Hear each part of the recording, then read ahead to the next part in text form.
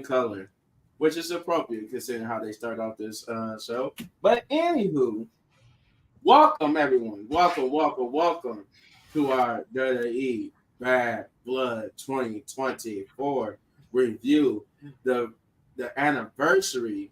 I forgot how many years to say this, but it's to the day of the first annual Bad Blood in which the Hell in a Cell debuted and everything of the such. With that being said, they started off with the host of Bad Blood, which I said was going to be a waste of, space and stuff. They barely was featured on the show. At least into my eyes, they was only featured like in 2 segments. For real. That was about it. So it was a waste of time to have them at the host, but I'm not on the business side of things. So maybe it was a business decision that was more beneficial than what we see on TV. What's up? Thanks for joining us. Yeah, but Bianca, Jade, and Naomi kicked it off, welcoming everybody to Bad Blood and hyping everybody up for the first match of the night, which we're gonna jump straight into, which is Drew McIntyre versus CM Punk in a Hell in a Cell. And first things first to know is that the Hell in a Cell is not bright red like how it was the last time we seen it. It's actually the same color as it was when it first debuted. So that was a nice touch. This match was the match of the night. This was an awesome match. By no means of the stretch. The only problem with this match today, it was the first match of the night. I don't think nobody would argue that that's the only problem with this match, that it was the first match of the night. But other than that, this was a great match. It was brutal. It was personal. They busted each other open. Even kind of sort of had to spoil that for open happened when CM Punk busted him open again after he already busted him open. But that second busted open for Drew McIntyre was actually the real busted open, because you could tell because the blood was dark red like real blood. Instead of bright orange like ketchup or just coloring, what's that, food coloring, whatever they use for fake blood. Food coloring, yeah. So you could tell the difference between when Drew got busted open fake and when he got busted open for real.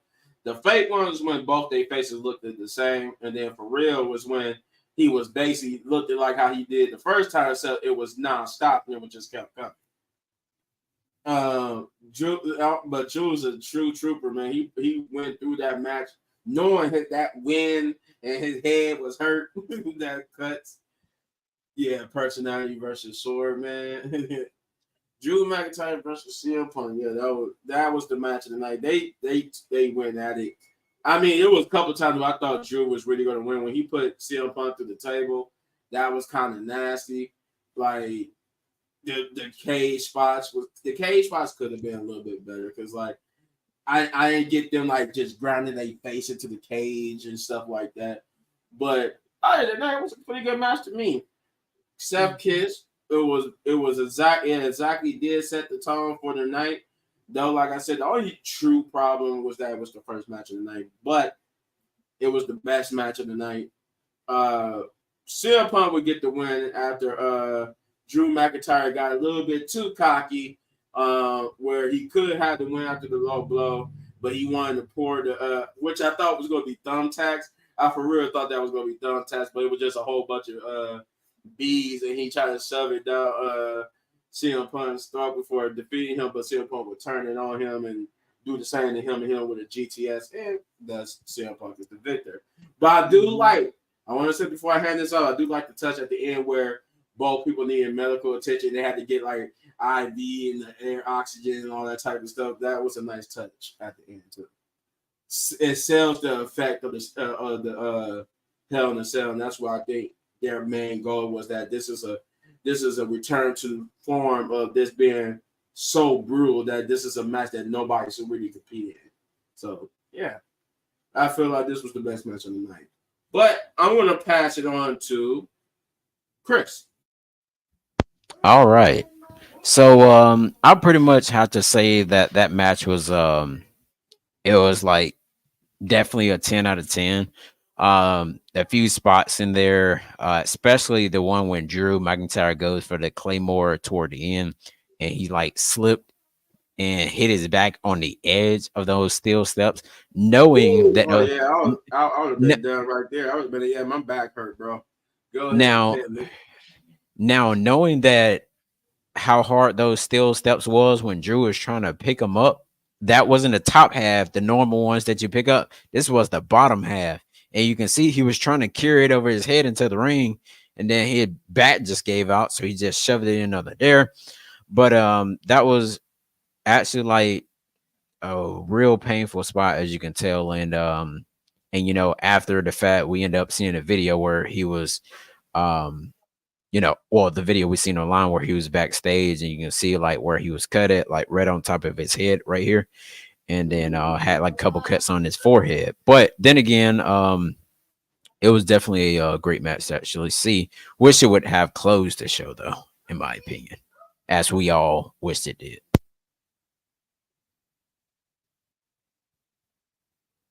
I I either figured it was gonna hit the steps like he did, or I thought it was gonna hit the ring post too, because like he was airborne when he went for it, but the sound it made when he hit the steps, I was just like, oh my god.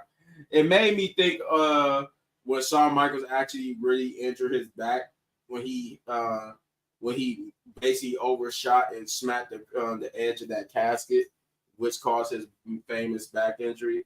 It was just like, oh god! Like anytime somebody hurt their lower back, it always bring me back to Shawn Michaels when he hurt his back. Leo, let me hear from you, man. I think the match was very brutal. It was very entertaining. I kind of thought at the end where he was about to bring in like what it looked assumed to me was going to be thumbtacks, end up being like the bracelet pieces, which was kind Mm, of a great callback for me. And then knowing like Drew was is the type of person to do that, I think one of the mishaps I would say for the match for me is I wanted to see them kind of fight outside of the cell a little bit, maybe go on top, but at the same time, I mm, know WWE wants to be safe. They don't want to risk any further injury to Drew or even Punk, knowing his history with a lot of injuries in the past. So I could see why they didn't want to do that, but I think it would have elevated the match even more. But I think that one thing I will say, even though it started the match, I think the main thing for me, it was going to be hard for a lot of matches to elevate to be to that same match tier for me. I would feel like none of the matches really just felt the same. I think everything else outside of it didn't really reach that level for me, which was going to be hard regardless. That's why I think it should have closed the show.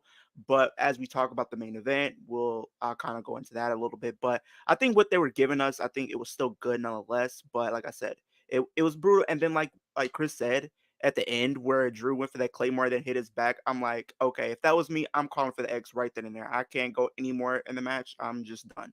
But um I think yeah. the match was good. I'm looking forward to see what they do with Punk going forward. I'm looking forward to see what they do with Drew going forward. It looks like Drew probably might take some time off selling the Hell in a Cell injuries. We'll probably know Punk is probably going to be looming around the world title scene at least for the time being. So it was a good match nonetheless. But like I said, I think they should have made it the main event just because none of the matches really were able to capitalize on what they were able to do. You know, and I feel the same way too. Like it was gonna be if for it to be the opener, it's gonna be hard for any match to follow that just because if they were successful at making it a good match, you would nobody was gonna really be able to follow that. Because it was wasn't just a good match. It was brutal. It was fun. People bled. People bled for real. It was like you really can't top that. So that's why none of the matches, to for me anyway, none of the matches afterwards, even the Roman Reigns match, the Roman Reigns and Cody match, like none of them to me was bad. It was just because I already knew nothing was going to be able to follow that. So my expectations was that was going to be the best match of the night, regardless of where it was. But the fact that it was first, so I'm like, well, I'm not about to Hmm. down any. I'm not about to think the other matches is going to be bad because it's not going to be able to follow He that. was leaking None though. of the other matches had those stipulations where they can be that brutal anyway. So that's how I looked at it. But yeah, yeah, Drew wasn't supposed to bleed. Not at least He was not for leaking for real sure. anyway. But he for sure bled for real. That's why I know he probably is gonna take time off. Not only for just to sell the story, but because he really did bleed and got his head those stitches. So yeah. But then again, sometimes they just fight through it and be bleeding in the regular matches because they just fight through it. So it could happen. Drew could not even take Maybe time off. true. Maybe But after he maybe goes to SmackDown. I think because I don't know what else there is well, for him to do in Raw. when it comes to that, unless it's like a Pacific storyline where they just trade in superstars, that probably won't happen until January because that's when I'm hearing the next superstar draft will be. Is in January when Raw go to Netflix. All signs pointing to that because they're gonna shake things up and draft people and stuff like that. So we'll see when that happens. But Shay, what do you got? Y'all know I've been saying this all day. I had to go back and watch it because I was at work.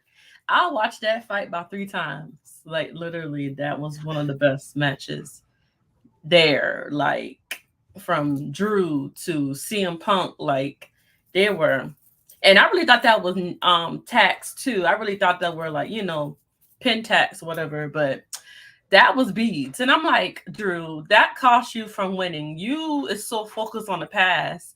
He put the beads in the bag and throw it at him like, come on, man. Like, he had to do it. He had to rub in the issue. That's why, that's one of their main, issues. Like, sir, stop. Like, but that match was pretty good. And them getting CM Punk getting Ivy, trying to walk, falling. They chef's kiss. Triple H did that one on that one. Chef's kiss.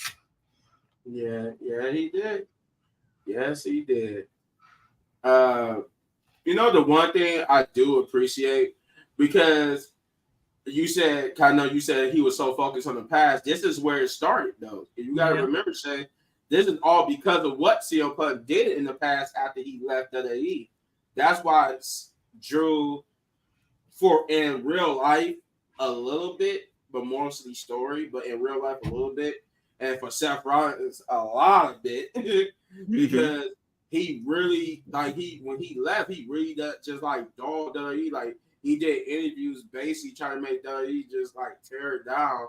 And because he was so popular, he had that power to do that with the fans, and that's why they were mad. So like I like that blending of that animosity towards him for basically trying to tear everything down while they were trying to make a name for themselves in the company. So that's really why this is so about focusing on the past because CM Punk started this once he left. Yeah. So that's the unique aspect of this story. This all started when he wasn't even here in WWE. But Shane or Punch, what you got? Bravo. 10 out of 10. It should have main evented, to be honest. I'm gonna say that part for last. But however, Drew really bleeding. That was great. Punk selling the Hell in a Cell with the whole tank across his face and all that. That was cool. I remember Punk did that before MJF when they had that dog collar match. So that was a good touch. Overall, bravo. I mean, it was it was a WWE Hell in a Cell, and it was a good one. It was a good one. It was a 9 out of 10 for me. It was a good one. So bravo to both of them. They did their thing on it.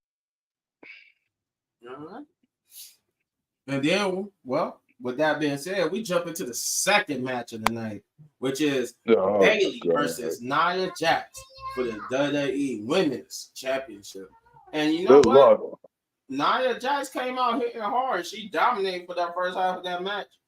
I think it took like a good 10 minutes, 10 to 15, just for Bayley to finally get some offense in. But she did she did her thing at the beginning. Now that whole Hurricane, I was surprised by that. even though it was sloppy, it was like I give you A for effort because I knew what you were trying to do, and that's hard to do for somebody of Nia's size, especially since she don't normally do that. Like someone like Bam Bam Bigelow could have pulled that off for sure. Like I Bam get. Bam could have pulled that off, but I still wonder right now, did she mean to do that or she just oh, she figured out? meant to do it. She meant to do it. It was just the execution didn't happen correctly. It wasn't Gotcha. that wasn't something like she accidentally did. Like they were trying to make her seem like she got more. The whole thing was, oh, she got some new moves in her repertoire. Kind of like, kind of like a, done. kind of like a Keith Lee, but in a woman's body. Yeah, she tried to be something like that. She tried to be more athletic, but it was just the execution plus who she had to, as her dance partner. So it was like that was definitely intended. It just the execution and how it happened was the unintended. So it was a botch, but you could tell what they were trying to do. So it's kind of like, all right, I kind of let it slide because I knew what you were trying to do, but it's not. She haven't done stuff like that before, so A for effort. But it was still good, even it was still good. They wrestled a good bit. I will say this. This is like this will be the second, and I want to say last time we see not Bailey, but Bianca Belair and Jade and them. I forgot that before this match.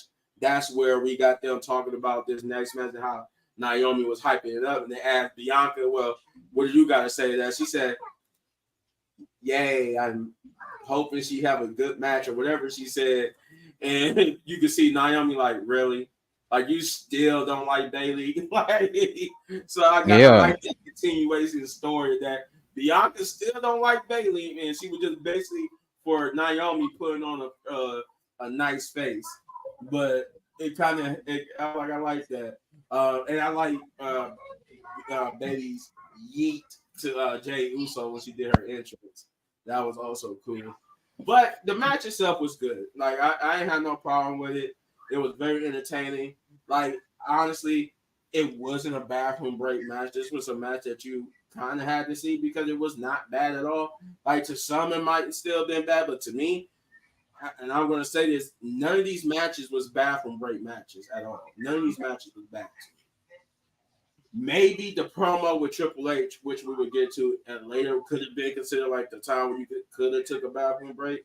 But anything match-wise was too good to miss. So, to me, A1 match. Tiffany did get involved, and that's what will lead to the downfall of Bailey. Was Tiffany getting involved? I did like that spot where she kind of sort of looked like she was going to catch it in, was going to be official, but Nia did her best Undertaker and Kane, and just rose up, was like, "What the hell was you about to do?" And she was like, "Oh no, I'm just getting my briefcase back. I wasn't going to cast it in." And they get to argue, and then they kind of botched. I think, it was a botch where she was supposed to hit Betty with the briefcase, but she kind of missed it, so they redid it anyway. And then, it kind of led to the distraction that led to Betty getting beat by Nia Jax. So, chef kiss for that. So it beyond the botches, it was cool. So I had no problem with it. But I'm gonna start with Shay. Shay, tell me what you thought about it. Yeah, it was a cool match. It was like 7 out of 10. It wasn't bad, But my girl Nia, she always comes through for the come through.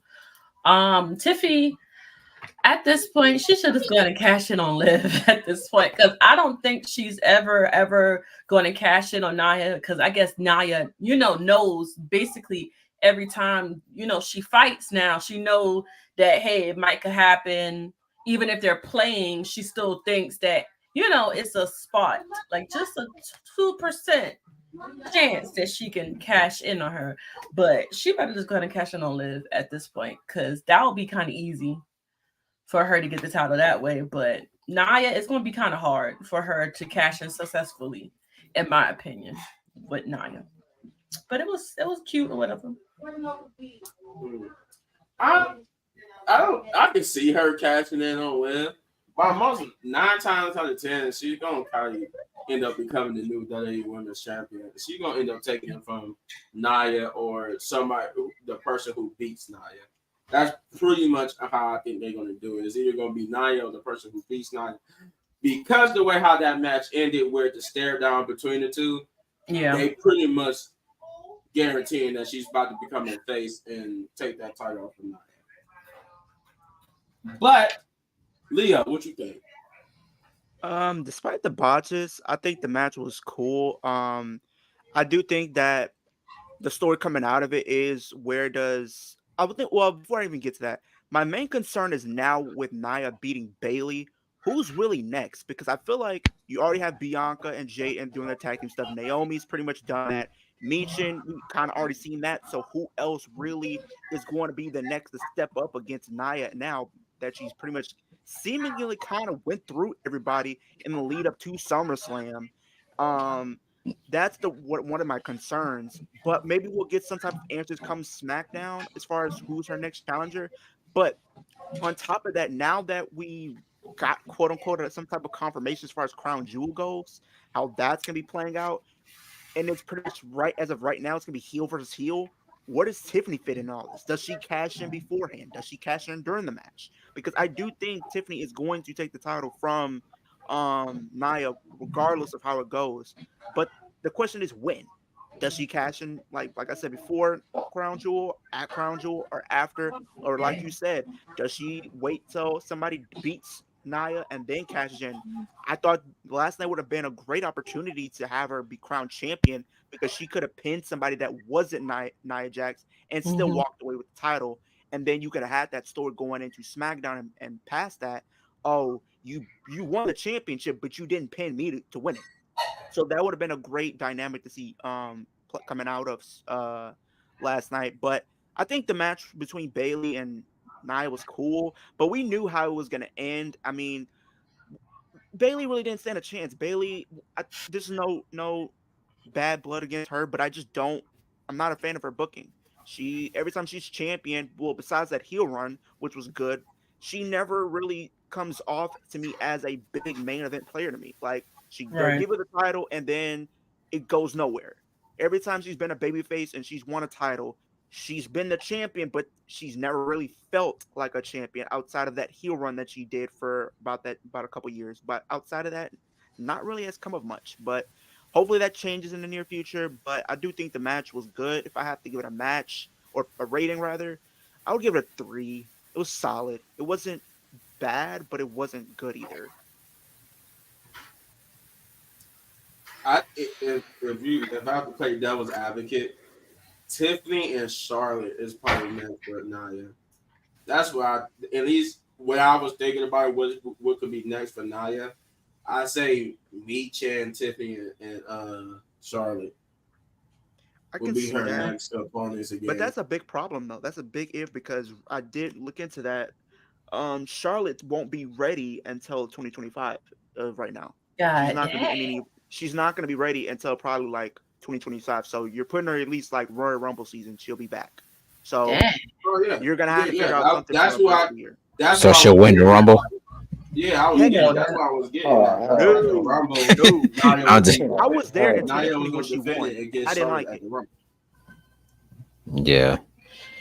Well, that's how I kind of see it. But like before the Rumble, because like depending on if they have her defending that, because we know they're not defending that Crown Jewel. So if they do have her defending that Survivor Series, they probably going to stretch it to Royal Rumble.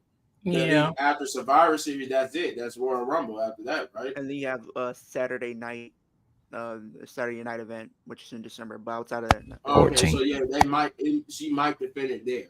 So if she don't defend it at Saturday Night Main Event, then the next time she would defend it would be the Royal Rumble. So and then that would give you Charlotte. So I see her in the meantime defending against people like Michin. Maybe you get a Chelsea Green in there or something like that.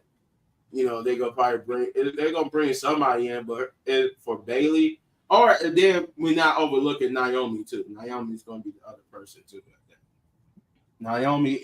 Naomi, actually probably going to be the next person to challenge her for the title. It's going to be Naomi. Dang, man, why you had to steal my thing? I mean, because if we look at the next immediate challenge, Yeah, true. well, it was technically Bailey and Naomi, and Bailey beat Naomi, so Naomi seems the next runner-up to get to challenge Nia. So, yeah, that's true. With that being said, I am going to give it to you, Chris. All right. So far, well, I mean, with this match here, I would have to say it was a cool match. I would say the least. But I kind of feel I don't want to say anything bad because these people went from wherever they was all the way to Atlanta just to perform for us.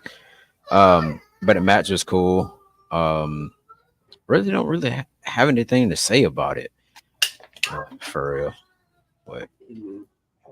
But I'll at least give it like as far as rating, maybe like a 6 out of 10. Oh yeah, it was definitely an above average match. It wasn't an average match. It was definitely above average. Yeah. I can see it being like a 6 out of 10. Yeah, same or punch. What do you think?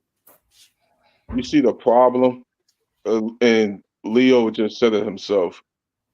Like, all right, but the match was decent. It was cool. Bailey need to get repackaged. It's no, Bailey just need to go. She need to get time off of TV. Go get repackaged. But we see the You see the problem here because Leo just said it himself. Is that we don't have enough stars to build for Nia that we got to depend on Charlotte. Mm. That's a problem. Charlotte. I mean, I'm not saying we depend on Charlotte. I just know it's just no. Regardless of how this go, that's still a problem in the women's division. Period. Mm-hmm.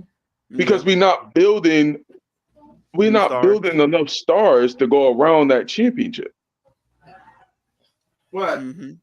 The reason why worst match of the night. They keep trying to push her or John Cena to break the record. So that's why I said Charlotte, because they keep trying to push it. It's nothing about them. My opinion on Charlotte, it wasn't about them not using other people. It's just that But it's past Charlotte now. We don't need to rely on her for title opportunities. She could be doing other things. Yeah, but you. I think he froze. He said, "I hate this." WWE biggest fan said, "I hated that match. Worst match of the night." I think that's more so the Liv and Rhea Ripley match. Yeah, that was like a bummer. I think the match was decent, but at the same time, we're not building because who's going to be next? Naomi? No. If anything, Naomi needs to be a heel going into it. That's her story right now. I think it would have. Then again, what if they would have went with the route of having Bailey to win, but kind of having like how they're doing with how they was doing with Kevin Owens and Cody Rhodes? Could have went that route, and Naomi could have just like attacked Bailey out of nowhere, something like that. You could have made it a triple threat match and just have Bailey take the pin for Tiffany Stratton, and Tiffany becomes a face. Yeah. But that's what I'm hoping we'll see come this. I'm really hoping we'll see come this Friday. Something because I already know Tiffany's gonna probably win it, and then maybe you'll have a few feuds out of that. But as it stands right now, Nia doesn't really have much to do right now. Yeah, she really do. But that's you see what I'm saying. That's the problem. It's so much women in that locker room. What's that championship? That's a whole problem itself. That's a problem, period. That the first name that y'all mentioned was Charlotte Flair. Y'all see the problem here? When they do that every time the WWE is panicking to kind of find people to go up against somebody, they always rely on Charlotte. Come in, we need you to do this. What show is she on? Raw or SmackDown? She's on SmackDown, and she's supposed to be on SmackDown. She's on SmackDown. Okay. I can't remember what show she was on, or she was just a free agent or something. No, she's on SmackDown. and she's gonna be But returning. that's what I'm saying though. Like y'all see, but regardless of how this go for Nia, what is Nia? So we're gonna stretch Nia being champion to the Royal Rumble when Charlotte come back? Come on, man! Like you could have Kind of like, built like five. I I mean, mean, You just could have make built it like look five like others. it's kind of like how we did Io Sky when she was champion, exactly. Just stretching make it her. look cool. Make her look And, like and she's and what did good. that do for Io Sky's title run? It really didn't I, do anything. She was just pretty. She like I think it was like at least like 3-4 months where she didn't defend it at all. She was on TV, but she wasn't in stories or defended it on pay-per-views. And then maybe I don't even think she defended it at the Rumble this past year. And then until she lost it at the because at WrestleMania. because I and that was kept it. because I kept wondering. I was like, who is SmackDown Women's Champion? And then next thing you know, we seen Io Sky come out, and I was like, oh, Oh, she was. I was like, that's who is. I was like, that's who is champion. Because I knew the Raw champion at the time, but I But didn't that's know what who I'm was the saying. SmackDown champion. Like So if we hold, I think if they're we doing the hold same it, thing with Nia. if we hold like, then what's the point of this title ring? That's what I'm saying. I mean, he had I'm to not give it to saying- her. No, He I'm had saying the she's gonna choice. defend the title on SmackDown. I'm just saying when it comes to Sarah Flair, since she's not gonna be back until the Rumble, I can see her facing Nia at the Rumble. But she's going to defend it against people like Michin and on SmackDown for sure. Yeah, Who had- who had- who and that's has- and Has Meechin had the better? Do y'all agree or disagree? Has Meechin had the better fight against Nia Jax than Bailey? Yes. Yeah. yes, Yeah. Okay. Yes. Okay. I was just making That sure my match was brain way was more- working. yeah. Bailey. The only thing with Bailey, she just looked like she between both of them, you could see Bailey beating Nia than you could see Michin. But the match itself was better. Right. But Bailey is more believable than one to beat Nia than Michin. But the crowd was behind Meechin too, though, versus how they was behind Bailey. Because they know Michin could go. And Right. that Michin should have been had won the NXT Women's Championship before she got called up to the main roster. Maybe Bailey need to run on. Maybe Bailey need to go back to SmackDown. I mean, go to NXT for a little bit or Maybe something. go to Raw Oh, or no. something. I She don't don't know. need Or to go. Raw. She don't need to go She to. need to go to Raw. Yeah, Raw. I can It's see just- that. it's Yeah. not She need to all get- thing that's wrong with Bailey. She Is said her her on booking. Raw anyway. Booking She need to is book. It's the same thing with Liv Morgan. When Liv Morgan became champion that first time, it was just her booking. Why would you Yeah. make her win? You had a lot of feuds you could do, but right. like You had put a her against lot of things you could do. You get because when she won that first time, the crowd went crazy. Everybody was behind her. absolutely. Mhm. The problem was she was a baby face and she wasn't winning like a baby face. She was winning like a heel. Right. And on top And of that, that's what people had a problem with. People was looking like, why are you making her win like that? it wasn't But even I need that to though. see Nate. okay, then people like, okay, maybe she's going to be a heel, but she was continuing to be a baby face, and Ronda became a heel. So they was like, well, in this case, why do you make her win like that? So people just like, It wasn't even no, that, this is all honestly. messed up. And Because this is I the need to same see- thing. Trash. it wasn't That's even I need the to same see- thing with Bailey, and that's the Like, same thing with Io. I will say this. It wasn't even the booking. I feel like the booking was one, but the thing is the opponent she was facing, they made Liv Morgan look like a joke going up against like Ronda Rousey and Shayna because we knew Shayna Baszler and Ronda were like actual fighters. Right. Liv Morgan was not booked to look like a threat as a champion. She was champion, but she didn't feel like a champion because the people that she was going up against, they didn't feel like she actually had a believable chance of defeating them clean without some type of interference or something to help her win. That's Yeah, why keep I her think heel. when she was champion. Yeah. What you could have done is you could have turned her heel while she was still champion during her reign, because you could have played up what happened at SummerSlam, and that could have played into them maybe pivoting a little bit and changing her character to become a potential heel where she'll do anything and everything to win. That's Hey. something I could have bought into. All I know Babyface is- was They right. really need to let us write their shows. All I know is I need to see Naomi beat the hell out of Bailey. Oh yeah. I do, it's not- I do it's too. time I need that shit. As long as Need she that puts shit. something- To Put her in touch some on glass. that though, like, Get the yeah, brakes off her ass. that was like the main complaint about Liv's first run as champion, because they was like when she was going up against people like Shayna and Ronda, the main complaint was oh, it was a lose for Liv. If she beats Ronda clean, everybody gonna not like it because they're gonna be like, it's Ronda Rousey. Nobody, no woman in WWE should be able to beat Ronda clean because Ronda's a real fighter. So everybody was taking into account that she's a real fighter from UFC. So it's like nobody in WWE should be able to, no woman in WWE should be able to beat her. So nobody's gonna look good at that. And then it was like you booking her the way you was booking her, then you was putting up against people that she don't look believable. That was the other thing. It don't look believable for Liv to beat someone like Shayna or Ronda because what of she did with Shayna. Fighter. That's the thing. Shayna did lose clean to Liv, and I think the story that people were talking about going. She's into, definitely trash too. And I think going into Extreme Rules, people were saying it was Shayna Rules match. Oh my God! They said the thing is when she went into the Extreme Rules match because it was Liv and Ronda. People were saying Shayna could have gotten involved in that match and then costed Ronda the match, allowing Liv to retain because the story coming out of it, Shayna would have been jealous that she was about to beat Liv, and it would have been a story like, if I can't beat her, you're not going to beat her either. That's what you could have done. You could have pivoted to Liv doing some other things, but it pissed a lot of people off because we went 3 steps forward and got knocked 4 steps back because you had her lose to the same person she took it from. Why are you having her lose to the same person you took the title from? What is that doing for Liv? What is that doing for the women's division? That just lets the whole company know and the fans know you can have a favorite wrestler and you can cheer them all you want. But if they go against a bigger star, they're not going to get over with them because they're not going to book them to get over. They're not going to put them. That was a problem because her booking going into that was horrible. Then it was like, we could tell you're not behind Liv and you're booking her horrible.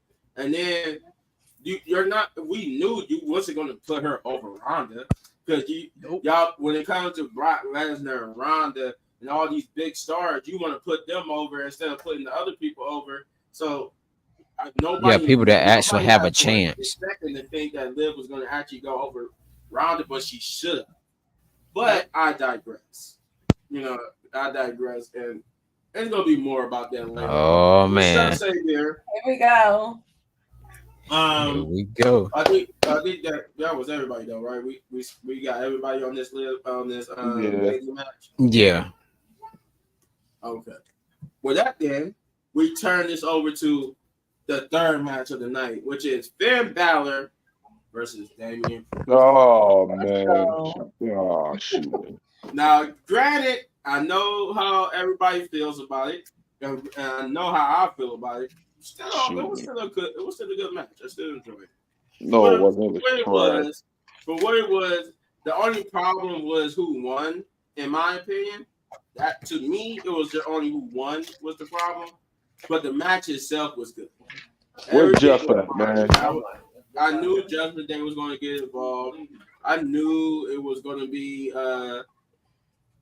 shenanigans and whatnot. I just felt like, Finn Balor should have won. But then again, because of what's coming up next, match-wise, not even though what came up next is a promo, but match-wise, you got 2 Judgment Day-like storylines going back to back. And we kind of pointed this out in our prediction video because it was going back to back. Yeah, you're not about to have both people, you're not about to have Rhea or Damian Priest lose back to back. So I kind of knew it was going to be a trade. It was going to be a trade and switch. Like one was going to lose. Whoever would have lost first was going to be the winner next. But since what happened, we're going to get to that in a few moments. But the match itself was good for the most part. Like I said, the only thing I didn't like was that Finn Balor didn't win. But the match was good nonetheless. It was still, to me, it was a 6 out of 10 match. It was above average match. I enjoyed it. Oh yeah, I just really wanted Finn to win because he kind of needs to win. As they even mentioned themselves, how he hasn't been the same since he had to relinquish the Universal Championship. So he kind of needs to push here. But that's just how I feel about the match. The match was fine. Didn't have no problem with it. Above average match. I guess I'll let Punch go first. Go ahead, Punch. Trash. Dang. Garbage. Pure garbage. Garbage. Triple H, you had one job, and that was besides Punk, let the Hills win. You had one job, bro. One. Finn Balor needed that win more than anything. He needed that win, and he needed that win clean, and it didn't happen. It didn't happen. Damian Priest did not need that win at all. It wasn't going to hurt Priest. It hurts Finn Balor because where do we go from here? What do Run we it do back. with Finn Balor now? They're gonna run it back. No, hell no. That'll Unbelievable. The only thing, well, to answer your question, Punch, they probably just go. It's going to be about them probably losing the tag titles to somebody. That's what. Oh, man. So you just gonna put Finn Balor in this losing streak? Yeah, because he's been losing ever since. Well, okay, I digress. Well, you got to God remember, dang, man. we need those titles off of them. They're not doing nothing with them. We need those titles off of them. Yo, and that's true too. But I'm saying though, even after Finn loses the tag titles, what do we do with Finn Balor? It's He hard. just lost. It's hard. Finn- It's hard to say, listen, man. Finn Balor got the Solo Sokola record going on right now. And it's not looking good, bro. It's not looking good. No. And then make it so No. bad he re-signed a contract too. Is the For like, is the I think it's is like the worst part. 2025, Well, 2026. If they No, I do think like, it. No, I think it. Say, Wait, He's I signed can this see year. him going in the world title. It is? Picture. He signed a If he 5-year just deal going this like year a in mean June. streak and just destroys everybody. Yeah, I can see him going into the world title. Who, Finn? If think they he do signed it like like a how 5-year Say deal. Beer said, if he just comes back and destroys everyone. If he comes back as the Prince, bro, he was the Prince when he went to NXT. He was the Nothing. Prince now, actually. Oh yeah. Nothing. Oh yes.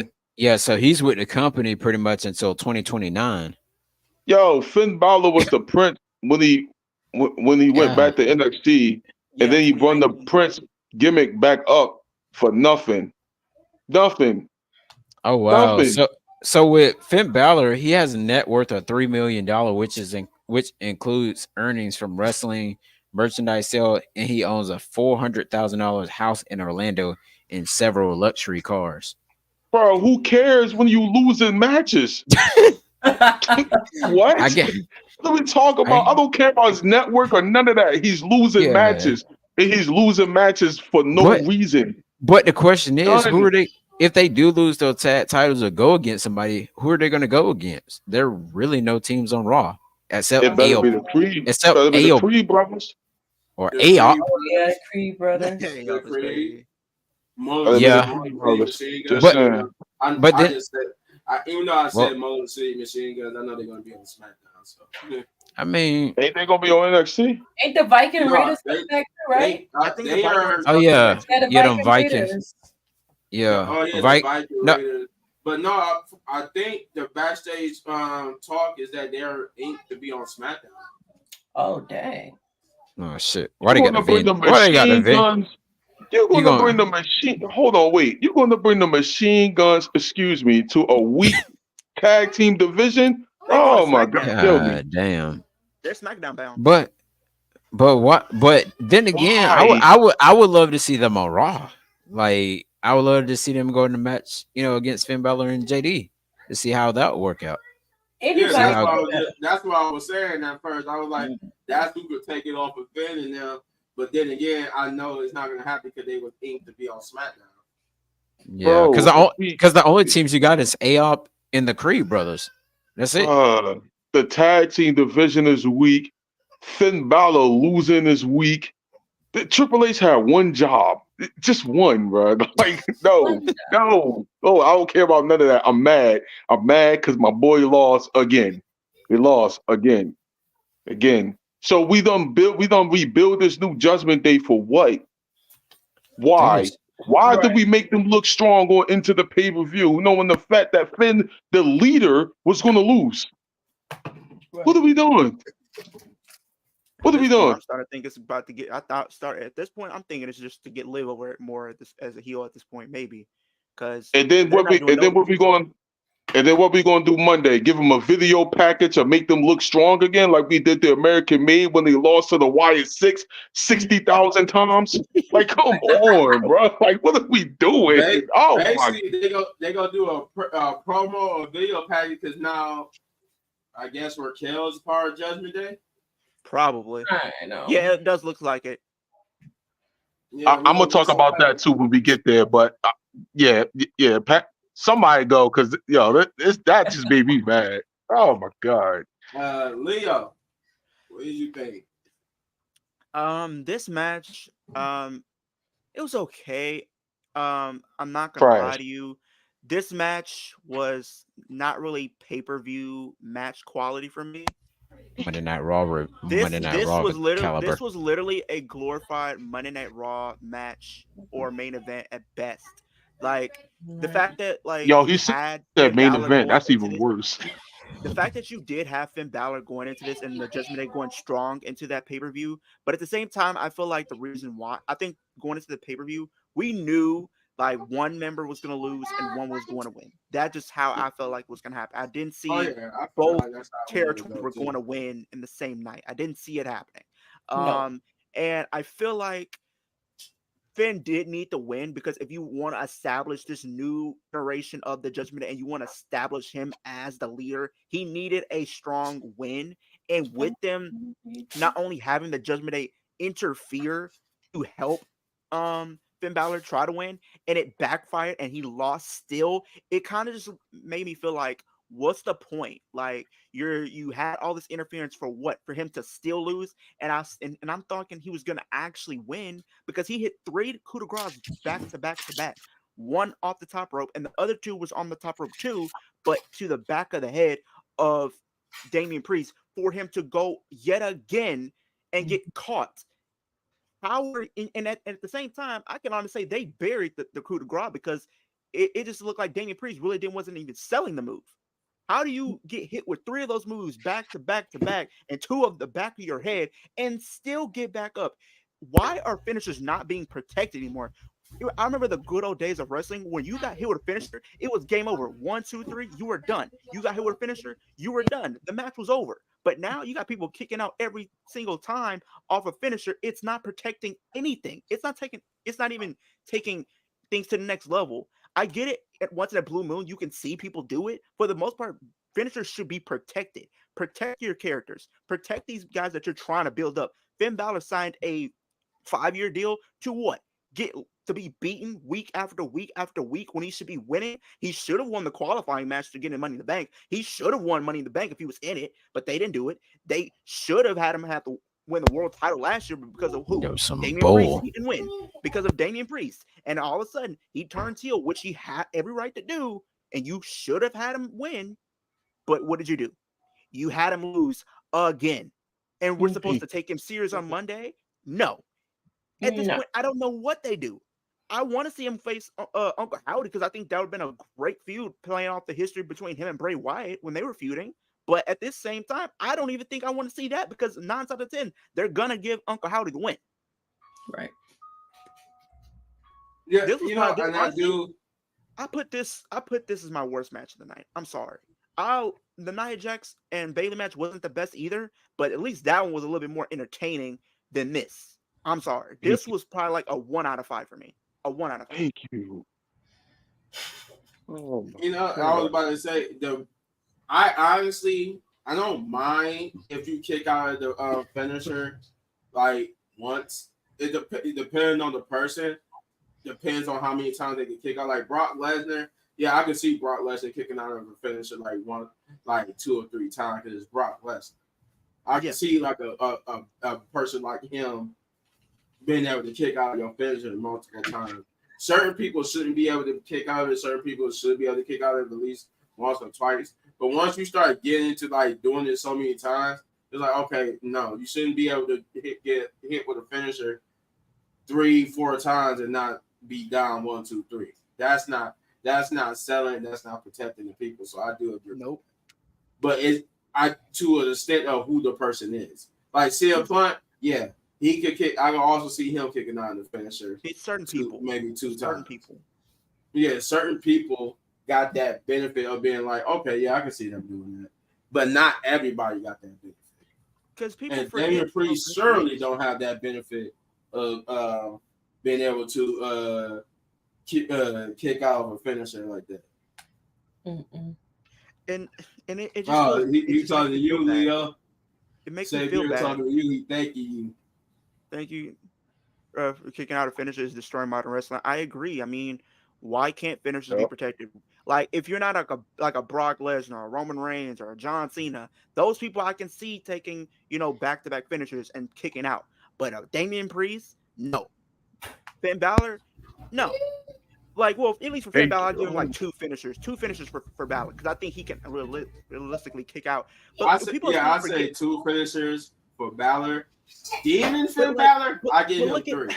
But look at Finn Balor. Where was the Finn Balor that was running the NXT in 2019 that came back and was really wrecking everybody that came up against him and was holding the NXT championship for a while? What happened to the Finn Balor who came in and made a lot of noise beating Seth Rollins and Roman Reigns in the same month and beat Seth Rollins to become the first champion? Where was this Finn Balor? Why can't we get this version of Finn Balor back? I know he's still older, but he can still go. Look at the match he had with Gunther. Even though it was not what we wanted to see, but he still proved that he can go in the ring if given the opportunity to. If given the green light, he can go with anybody and everybody. And he can elevate pretty much a lot of people to a good match. And it's just like, and we're just having him there for what? Just to fill out the roster and just be a body in the roster and not do anything? Are we serious? And this is supposed to be quote unquote one of Vince's, not Vince's guys. This is supposed to be Triple H's guys. I was about to the say guy that he put on his back.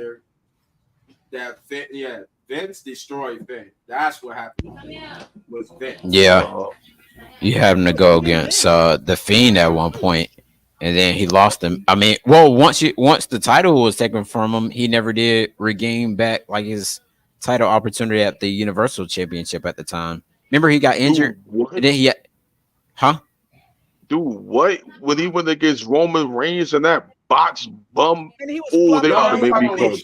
The guy was flopping around when he first got injured. Oh yeah. When they had won the Universal Championship, and got injured after relinquishing because he had that dislocated shoulder. Yeah, but Extreme Rules was no excuse. The fact that you had this guy flopping around like a fish out of water made no sense to me. What are we doing? What are you doing? This match could have been we knew before with Roman Reigns and Finn Balor's history. They have been known for having great chemistry in the ring and putting up some great matches. Go back to 2016. Go back to 2018. Great matches. Fast forward to 2022, and what is he doing? Flopping around like a fish and then getting what? He lost because the rope collapsed? Yup. Are we serious? Yup. That was the dumbest finish. That one I remember. You want to know why? I was there. I was there for that. It killed the Demon character.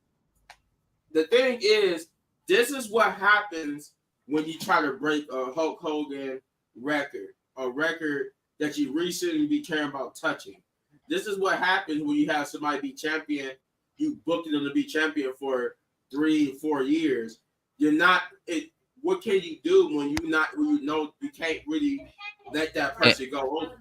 And right now, it doesn't even seem like that Triple H even believes in this guy anymore. Like, I mean, you just give him a tag title or whatever and just hold it. I mean, what else you got? Well, what answered me this, Chris? Do you want him to interrupt ongoing storylines just to give Finn the title? I'm not saying that, but at the same time, we shouldn't be dismissing him. I mean, because that's the only way at this point. That's the only way we're gonna feel like he care about Finn Balor. Is he just like, even though we got these ongoing storylines that we know is coming, he just out of the blues and say, you know what? It's a triple threat match Monday night against it's gonna be Finn, Sammy, and Gunther for the World Heavyweight Championship. And Gunther just lose to Finn. Like, that would be just an out of the blue booking, and then we'd be like, well, I guess he does care about Finn. He just gave that's why that order IC title they could give him somewhere down the line. That's why I said yes, but they killed the they need to. Nah, first of all, y'all need to get Finn Balor away from Judgment Day. That's one. I think Two, that's the best thing. You put him in the stable, and it's just y'all need to repackage Finn Balor. Get him off of TV and let's repackage Finn Balor. 3, put Finn Balor on SmackDown. He don't need to be on Raw. Put him on SmackDown. But what is there for And him then to what? do on Then have him go up SmackDown? against Cody Rhodes where he's not going to win the title?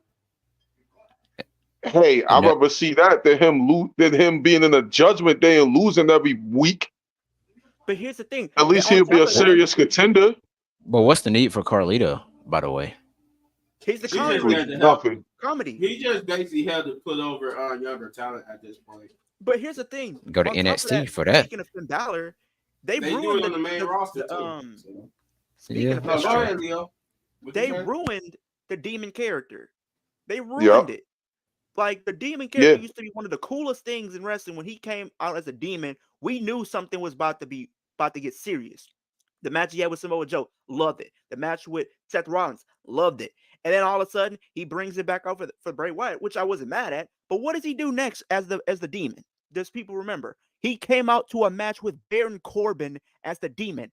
What universe are we talking about that it makes any somewhat sense for literally him to come out as a demon for Baron Corbin? Hey, And he Thanos. lost.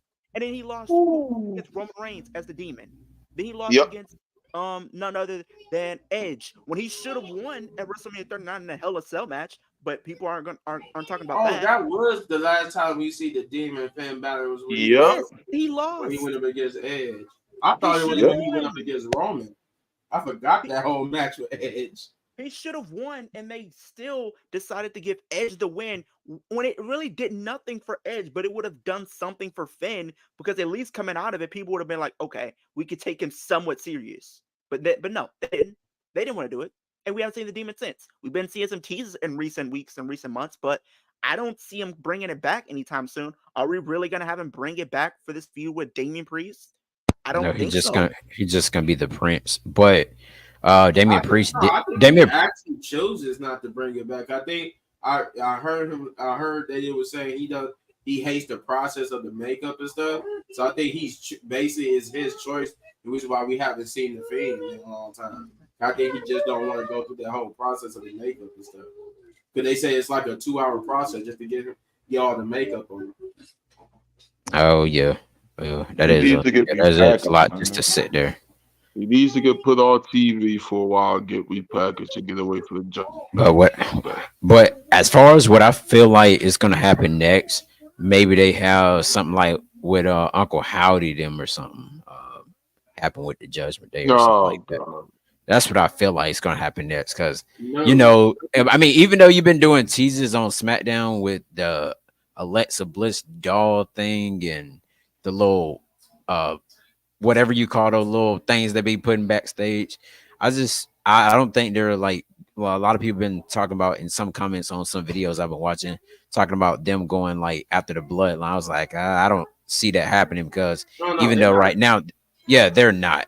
And even though right now they're finished with American Made, the only thing next I can see with all of this, every time when you mess over with family, then the next thing I can see is just like is it still Judgment Day, or is it called Street Trash? It's Judgment Day. Judgment Day. Okay, I mean, I've been seeing Street Trash T-shirts. Oh, man. So you have the T-shirts, but they still called by Judgment Day. Okay. I feel like it's Xavier Woods, in my opinion.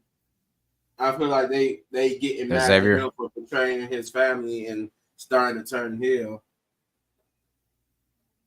So even if we put the Judgment Day against the Wire 6, we have the Judgment Day lose again, because that's what's happening. Probably. I wouldn't even do it. I wouldn't even do it. That's why I said I don't think they're about to do that. Though. But I don't think they need the tag titles though. I did hear this though. If they do it for the tag titles, go ahead. Apparently, as far as Survivor Series goes, they're planning to do Terror Twins rally up a team to go against Judgment Day in a War Games match at Survivor Series. So we're about to get 2 War Games matches, the Bloodline and then the Judgment Day stuff too. And I also, oh God! So who is it? So apparently from the So what is character side. what? So So as far as what Damian Priest was saying last night, that him and Rhea are gonna go their separate ways or something, he was saying during the little press conference last night. Thank God. no, I think so, but at the same time, he did say he's not through with the Judgment Day, but at the same time, he's trying to Yeah, I focus on did. the world title. You got No, you got too no. many you got too many contenders for the world title. God dang. Yeah. You Yeah, got that's like a legit But that's question why I goes back said I after don't the think because he like lost it. you got just like Goldberg. everything. I don't Oh, think the Judgment Day is on a collision course with Uncle Hardy and them. I don't really think they are. Hold up. You said who? well, it looked like I mean, Goldberg. Goldberg want to get back in that ring, and every time Crown Jewel comes around, that Jeff Told you. I mentioned before. told you, bro. Oh my God. So and Oh then my God, bro. thing is, Oh, we may see him come from under the ring during the Gunther versus Sammy match and try to do something to Gunther, may cause Gunther, which I hope that don't happen. And I think I I it's mean, gonna told happen you. at Crown Jewel I myself. told you. I Yo, think it's they gonna not happen at Crown listen. They Jewel. not wasting that kind of money just for Goldberg to interfere, bro. They yeah, not like he doing got it. like They Like not I doing said, it. I don't think Triple H is gonna take the title. I don't see that happening.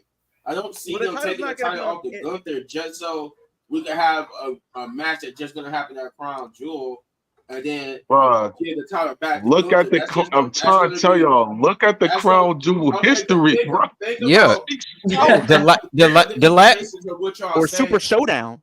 but Right. he but Think he's about what y'all saying. he's If always that's came the back at case, who's the victim here? Is even if they do, even if they say, let's say tomorrow Gunther loses to Sami Zayn, and because of Goldberg, because they want to do this whole thing at Crown Jewel, nobody's the victim here but Sami. yeah. No matter how you book it, Gunther doesn't hurt from this. But it's like every time Sami's Crown only going to Jewel, hurt from this because you're just going to give it to him only for Gunther to take it back. yeah. So therefore, it doesn't make sense to do it at all because you're hurting Sami in the end. You're not hurting Gunther. You're not hurting Goldberg. You're not hurting anybody but Sami. That's why I said. But the Look at the but victims. but Look the at the crazy victims. but the craziest thing was the past two Crown Jewels, Goldberg was there. He Right. faced I'm he not faced saying he that he faced wasn't. he But like, faced Brock. He faced Brock in one of them. He faced I'm not Undertaker in saying one of that them. he And wasn't there. even though he listen. dropped him on his head, but no, Hold I'm on, like, wait. come on, man. If they're Wait, thinking about listen. like if what y'all Go saying ahead. is true, is what y'all saying is true. Let's say they say that's what Triple H is actually thinking about doing tomorrow. You want again? You're not hurting nobody but Sami with that book, and but that's like, the They did worst. the same thing with Big E. What do you mean? When he went here's the against, thing. when he won it a Exactly. week or two before he That's went why I against said. Roman. Why would you repeat that? Why Yes, would you hold on one second. repeat Give that? me one moment.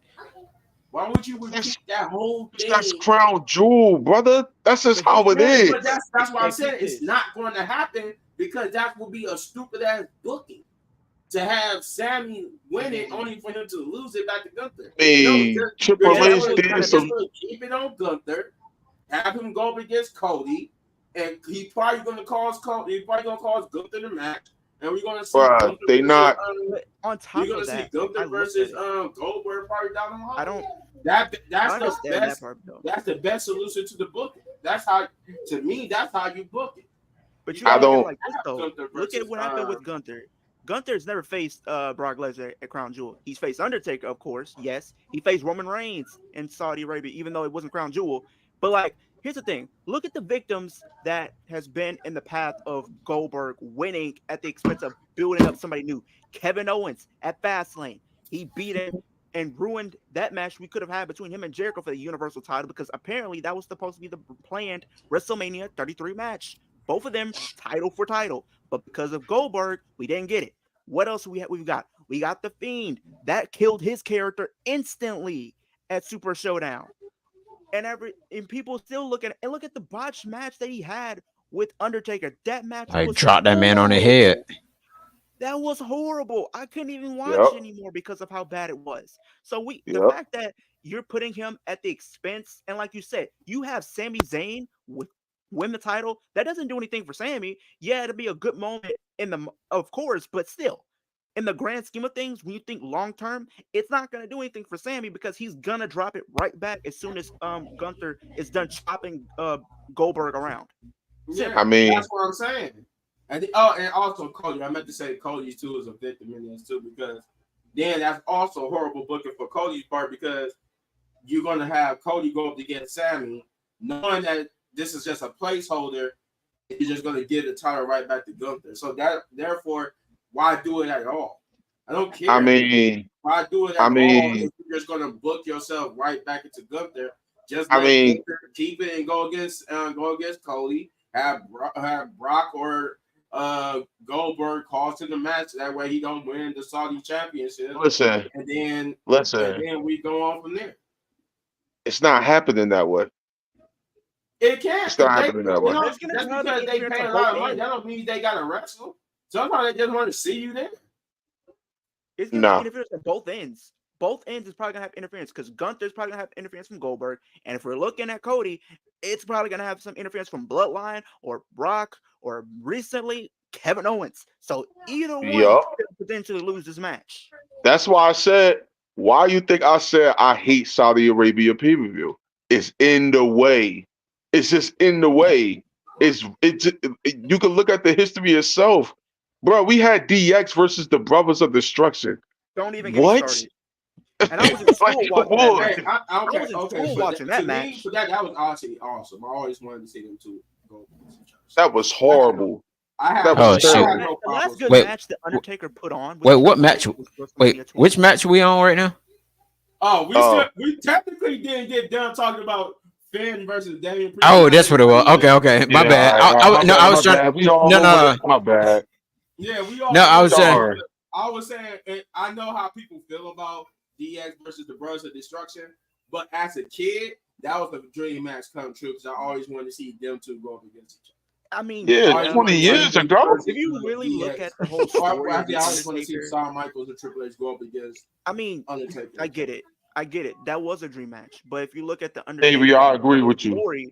That match was beyond trash. The best match the Undertaker and Triple H put on. The best match Undertaker and Triple H put on was WrestleMania 28, the end of an era when it was Hell in a Cell. That match was actually really good. And then you had the opportunity to have Shawn Michaels be involved in the match because he's tried to help Triple H win, which you made it very clear it was very close to the Undertaker streak being snapped right then and there. Unfortunately, he had to wait 2 more years to lose it to somebody he didn't need to lose it to, but that's a whole different story on his own about why he should have never lost to Brock Lesnar, but we're not gonna get into that. Yeah, but like, still, I get it. The match, the dream match was cool. On paper it was cool, but the execution was executed poorly, in my opinion.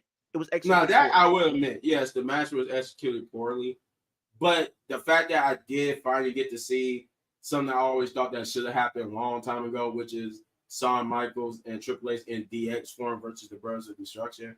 Like, the fact that we never saw that happen before is something that was criminal to me. Just like I was criminal that Kane is not a multi-time world champion. He should be almost down there 10-time world champion. But that's a whole nother thing too. Who didn't go to talk about Finn Balor and Damian Priest? Shay or Chris. Okay. But yeah, Chris, go ahead. I would have to say the match was okay.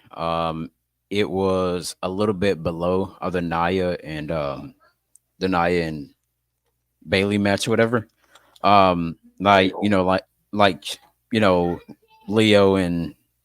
Leo was pretty much saying that the match, they didn't have to wait all the way until Bad Blood to actually do this match because they didn't really do anything.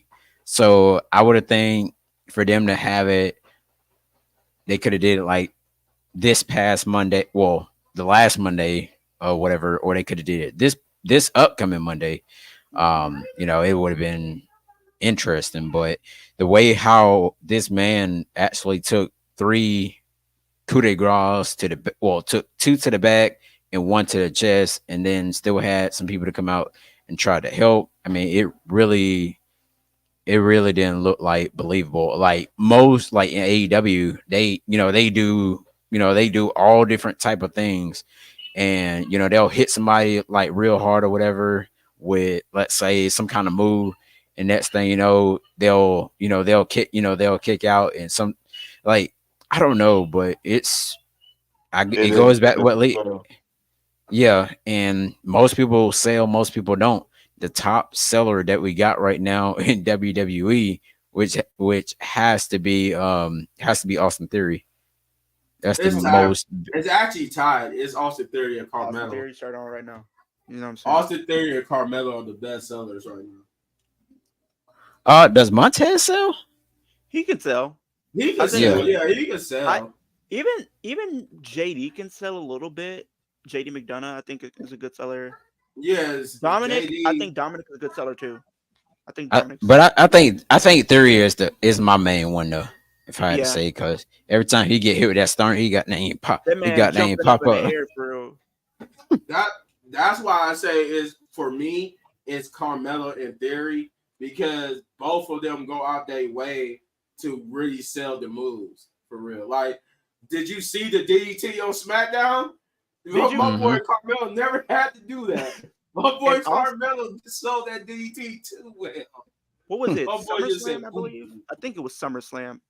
Was it SummerSlam or something like that, where we had that artist that came out and he choke slammed Austin Theory. I don't know if that was SummerSlam or something. Y'all can fact check me, but he was the idea. So he's the one that went to Triple H about it. Austin Theory said, I'm okay taking a choke slam. He went to Triple H and said, let's do this. Let's have him choke slam me. And Triple H was reluctant to it, but he convinced them to like. When he got choke slammed by Jelly Roll? Yeah, he was the one that wanted to do it. He went to Triple H and said, and that the way he sold it, I could tell. He has, and I give more respect to Austin Theory just because he will go out of the way to kind of do something for somebody else to. So I hope that at some point, even though this is really not about Theory, they do give him his flowers at some point and actually give him an actual legit run to do something special and give him something, because I think he's earned it. I think. I mean, Money in the Bank run wasn't the best, but because Jelly Roll lifted that man up high, and I was like, God dang, made me thought it was Kane back again. But quick question though, y'all. All right, Shay, go ahead. Hold on, let me turn this down because I don't want to try to hear that. I mean, the match was all right. Damian Priest looked, dominant. Like, it is what it is. Like, maybe they might run it back, but I'd rather not. They should have just had this one on Monday night, flip it with Sheamus, and have Sheamus be on the main card, pay-per-view. I was going to say PLE. I think that's what I think Sheamus match would have been better on the card than that. They're always doing that. They should have. Sheamus and Pete Dunne. Yeah, I would have been with that better. I would have put Braun Strowman and Bronson Reed on the pay-per-view. Yeah, they could have did that. That should have been on there. That should have been on. Then you had Seth actually return at the actual pay-per-view itself. That would have been. I would have been okay with that. Yeah, I would have been okay with that. Thank you. Yeah. Thank you. But you're gonna make this man. But you just had it, man. But you had this man just to run out and stomp somebody and then look like no music, no nothing. No, I'm music. Like, is that him? Is that Seth? Well, that was because if you would have heard his music, it would have been obvious. I mean, everybody knew he was going to be there because he's been making these appearances, so it was obvious that he was going to be there. But hell, I would have even went to the extent of when Braun Breaker was IC champ, you could have kept his reign going, and then you could have had the tournament like they did, and then maybe had pushed it back a couple weeks, and you could have had Jey Uso win it at the actual pay-per-view, because that would have been a great moment too. You could have but he's from Atlanta, so I don't think they wanted to do that. Yeah, Braun Breaker. They didn't want Braun Breaker. Austin Theory. They should have had Austin Theory on the show. Oh yeah. Yeah, Austin Theory.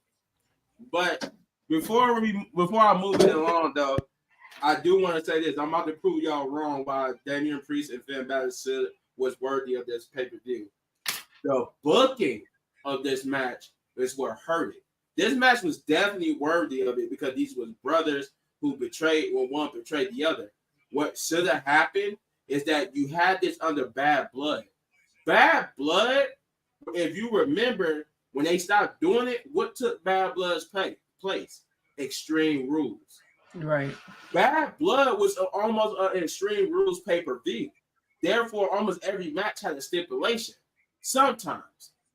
With this match, the reason why it should have been on this card, it should have been on this card as Finn Balor versus Damian Priest in the First Blood match or some type of stipulation match because it was worthy of it.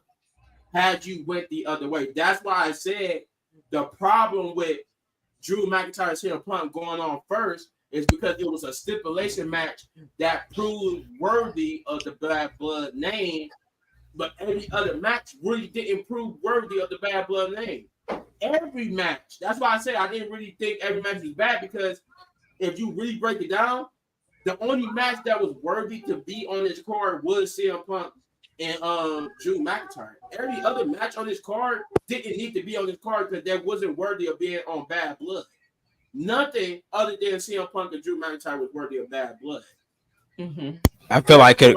That's why I said I didn't even want Roman Reigns and Cody versus the Bloodline on the card because it's not Bad Blood worthy. Liv Morgan and Rhea, you could get away with that. That was Bad Blood worthy.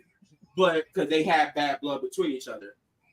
Finn Balor and them had bad blood between each other. But the thing is, Bayley and Nia really didn't. So that match didn't need to be on the card.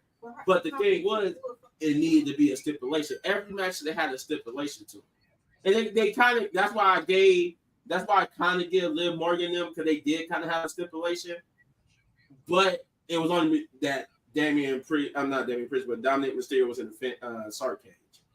But had that match would have been like a Bad Blood or a Strange Rules match between Finn Balor and Damian Priest, we would have been having a whole nother conversation. Because that match was worthy to be on this card under a stipulation type match. That's why I say I understand where y'all coming from, but had it been a stipulation on that match, you would have seen the difference of why this match should have been on the card. This match was better. This match was better under a stipulation than Sheamus and Pete Dunne or Braun Strowman versus Bronson Reed could have been on that card too. That was actually a good match on the card. But I don't care about none of that. The wrong person won. If it was the First Blood or any other type of stipulation match. Care about none of that. The wrong person won. I don't care if it was a regular match. No, that was the other problem too, that the wrong person won. But this wasn't a match that should not have been on the card. It was a match that should not have been on the card without a stipulation. I feel like every match should have had a stipulation. Every match I feel like should have had a stipulation. Every match. That's what I'm saying. Like that's what I was getting at. I don't care about none of that. The wrong person won. The only match on the card, this was a one card match, because the only match that felt like a Bad Blood match was Drew and CM Punk's. None of these matches felt like a Bad Blood match. Should have been a Hell in a Cell. Hell in a Cell was good. I mean, you should have just called it Hell in a Cell. I don't care what nobody said. The wrong person won the match. I don't care about none of that. No, that's why I said I agree with you, Punch. I'm just saying. Oh wow! I did a redemption. Did you get that, Leo? It would have been better. What I just sent you? But let me see. Your phone. But moving on, we do get the Triple H promo, which we spent a significant time getting off the rail about. That's what I said. Hey, quick news report. Go ahead and tell them, Leah. Apparently, AJ confirmed his injury is real. That he actually suffered a legit injury. Yep, it's set. Did we not think it was real? A lot of people thinking it was a part of. People were thinking it was a storyline. People thinking it was a storyline. Some reviews that I like, 2 or 3 reviews that I watched from people on SmackDown, saying they think it was a part of a storyline. I thought so too, but at the same time, I saw that stuff, and I knew it was real. You could tell it was real. Because a lot of people were saying it was a storyline because they focused on it versus like going into something else. And I was like, I think that was real, because They stayed focused on it, and he was holding it. Just kind of like the same thing when Ilya got hurt when he came to Columbus, and he got a Or standing ovation, and he was hopping back up the entrance Jacob ramp. Fatu. Yeah, he was down there throwing everything. 'Cause I would have been throwing stuff too.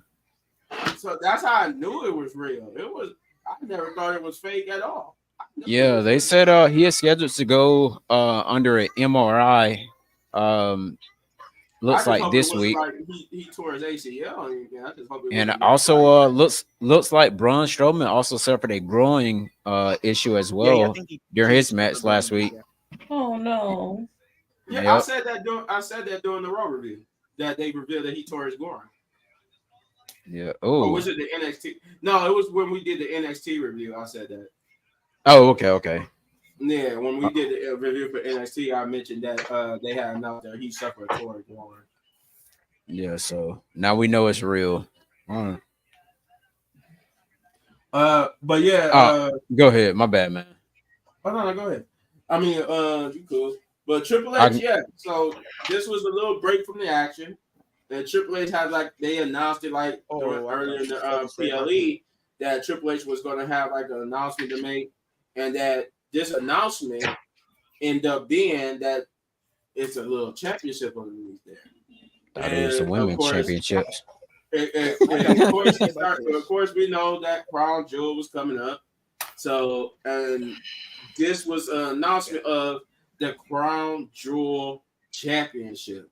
And apparently, apparently from the way how Triple H explained it, the champ is going to be two championships, one for the women's and one for the men's. And both champions of each brand, so that's basically SmackDown and Raw's champion for the women's and men, will face each other to determine who will be the Crown Jewel champion, though their main titles won't be on the line. The title for the Crown Jewel title will be on. So whoever wins between Nia and Liv will be the women's Crown Jewel champion, and then either Gunther, Sammy versus Cody will be the Crown Jewel champion. Cody and Nia winning. Confirmed. I have a whole rank coming about this. Best believe. But Cody and Nia winning. Confirmed. But that was not all. That is not the end of this promo. So once Triple H announces that, we soon get Gunther's music, and he comes out and I forgot to point this out. Throughout the night, they've been showing how all these legends was in the building. Diamond Dallas Page, Scott Steiner himself, Goldberg, Jacqueline, Mickey James. Yeah. Who was anybody else there? Lenny Garcia, Booker T. Yeah. Booker Jacqueline. T. Yeah, I said Jacqueline. Tully. I can't remember. Was that it? I think that was Tully Blanchard. Everybody. Huh? Tully Blanchard. Yeah, Tully Blanchard. R. Anderson. Oh yeah, the R. Anderson and them. That was the other people I was trying to remember. So the reason why I said that because that plays into what Gunther comes out and says. Gunther wanted to come out and address the crowd, and basically at first he addressed the whole that he was a foreign guard conclusion that he was going to be the my fault. He was going to be the Crown Jewel champion. He feel like it was a foregone guard conclusion that they might as well give him the belt now. But he said that now with that out the way, he wanted to address the legends, and because the crowd chanted Goldberg, really because of his interaction with Bret Hart when he said Bret Hart was his second favorite wrestler and that Goldberg was his first favorite wrestler. So he went right into that and said he wanted to address Goldberg personally, and he wanted to tell Goldberg that I know you might have seen my interaction with Bret Hart, and I just wanted to clear something up.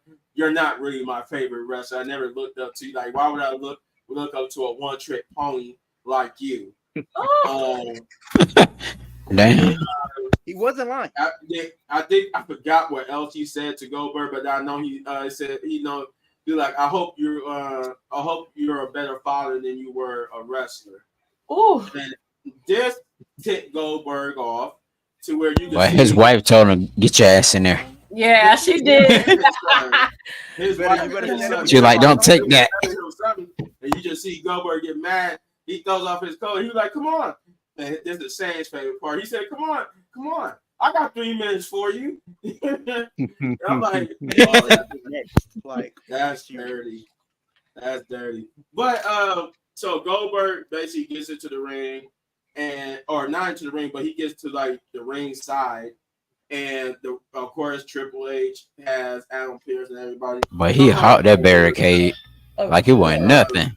And he's trying to get to Gunther, but they keep them separated until Sami Zayn comes out, and basically he's the real brawl that actually happens. Sami and Gunther really brawl, and I think they finally get them separated and whatnot. And then Triple H is Triple H, which is a sign, given that I think most people is so mixed up. Did we not catch the fact that Triple H showing solidarity with Goldberg, even though Goldberg was kind of trash talking Triple H, and they stood tall in the ring with each other? So that I actually noticed that. I'm like, oh, they kind of made up with that, because Goldberg did talk some trash about Triple H recently. Yeah, Triple H don't give a damn. He sure Triple H just said he there to make it. He's there to make his money. He gonna write his show like he want to write his show. Yep. And then something don't need to be fit, and then he just let it go, or just like brush it off. Yeah, I feel like Triple H just let it go for real, because he did. It seemed like there was no animosity between them. But yeah. So that's I was shocked to see Steiner. Yeah, I was actually shocked to see him too.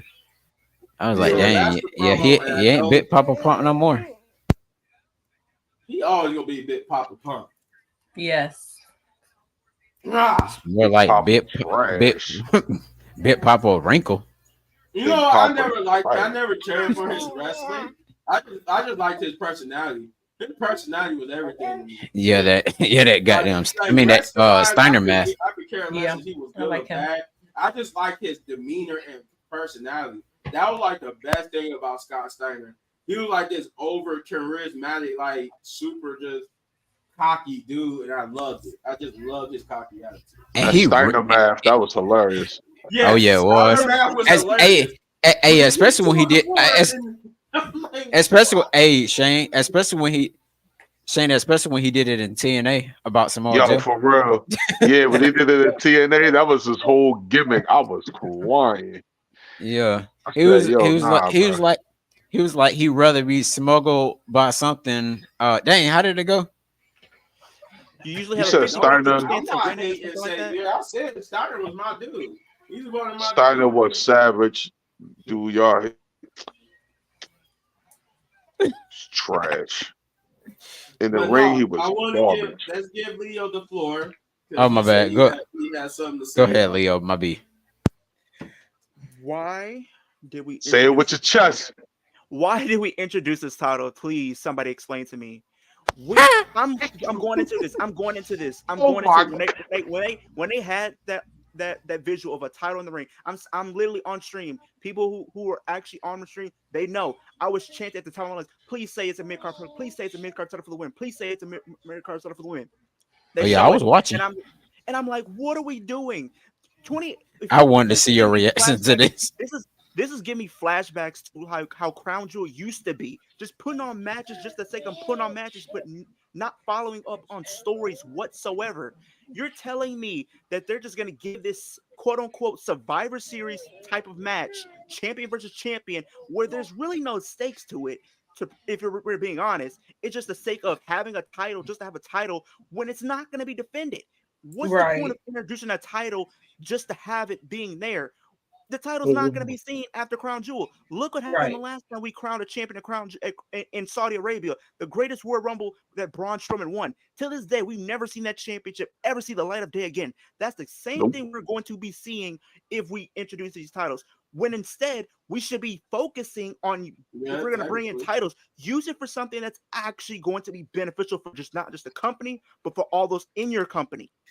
So you're telling me we can do this, but we're creating a speed title that's not going to be seen, but we're supposed to care about it? Absolutely not. But you can't even come up with an idea to bring in mid-card titles. You're just gonna keep saying, "Oh, it's in the works." It's been in the works for what, 6 years now, and we still haven't seen anything.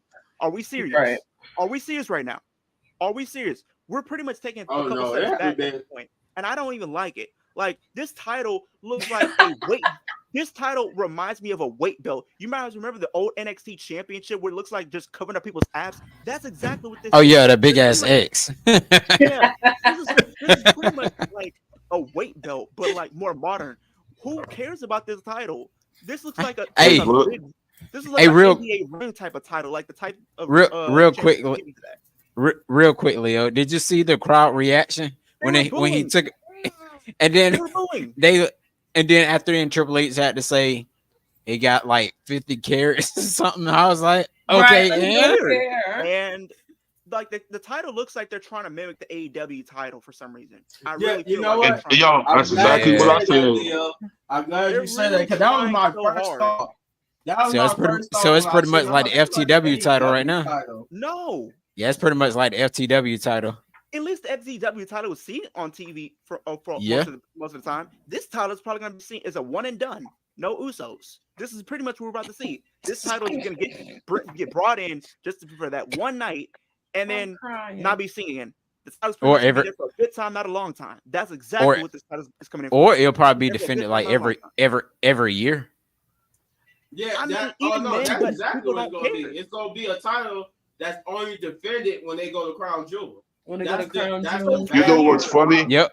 November 2nd, know we'll what's see you next funny? year. I like You know it, what's though. funny though?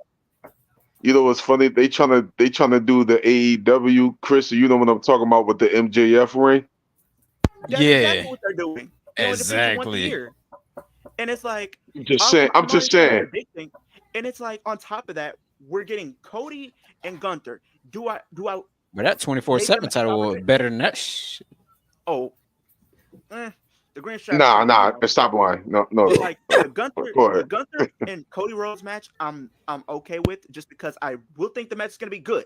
But however, we can't just sit up here and just say that putting this match together for no reason is. I mean, if you look at Gunther's story, he has some legit gripes with Cody Rhodes, because if you look at the past few Rumbles, Gunther's been the one that's been close to winning it, but Cody Rhodes has always been the guy to have his number and always throw him over the top rope to get the ultimate win. He could. So you saying Gunther gonna beat Sammy tomorrow? Yes, I think he should. If that's the only thing that should be happening. If he loses, I'm gonna be very confused. And on the women's side, are we? That's I'm why saying I that feel he's gonna beat Sammy tomorrow. Yo, And then on top of I'm that, telling you.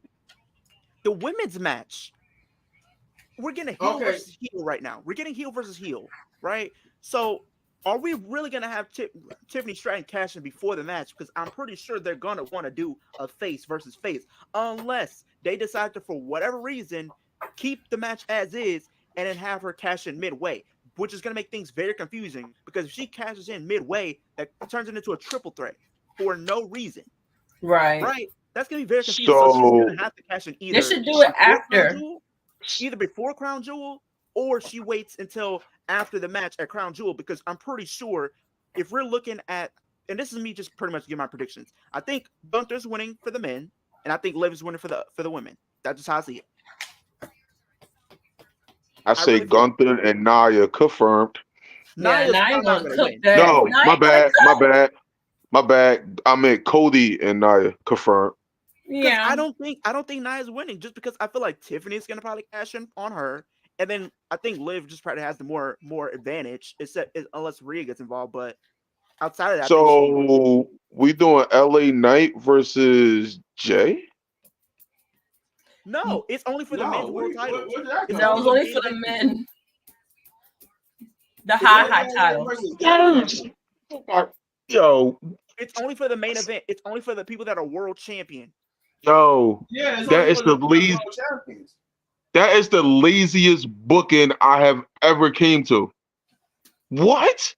So you mean Yo, oh man, bro. I thought everybody was competing at first. That's what I That's thought. what I thought. Yeah, like a Royal No, Rumble. he only said the world champions. He never said everybody. Well, he should do He everybody. when he was talking about it, he indicated basically Cody and Gunther and Liv and Nia. So They the current are we champions going to at the get the Intercontinental and the IC title and the tag title on the card? Didn't No. need to. That's all I got to ask. That's all I got to ask. No, I will give you the United States. No, you know what? Yeah, we probably will get Jay and LA Knight on the card. Yeah, we probably will. In separate matches, but not like facing each other. Yeah, in separate matches. No, that's what I mean. Like, no, I don't even care about that. I'm just saying, are we going to get a few into this? Well, ooh, I hate this apparently pay-per-view. we might be getting LA Knight and then Carmelo probably for that show. Yeah, probably. I'm with that. I'm fine with that. That's cool with me. I'm not too sure because Braun Breaker's kind of moved up to the world title scene. He's kind of already Yeah, that. we still So gotta wait on if Jay. we probably may get Dominic, maybe. If Yeah, anything. maybe Dominic. Hopefully, Maybe Finn. Dominic. Oh man, shoot. Because I don't think Xavier Woods would ask for a rematch. I don't think he would. He needs I mean, unless he he turn would. heel or something like. Unless we get a heel turn, but Cook. Cook this to their 10-year. Cook this to November. yeah, that's what I think you should do. I think this should be cooked Cook until this to November. November. But no. Well, before I give it over to Chris, what I was going to say, Shane, I wanted to ask this to you, Shane. If Gunther wins tomorrow, do this make the decision to have Gunther versus Cody, or the fact that you said because you believe that it's going to be Sammy versus Cody? If Gunther wins, is that a worse booking than Sammy versus Cody? Is that worse or that's better?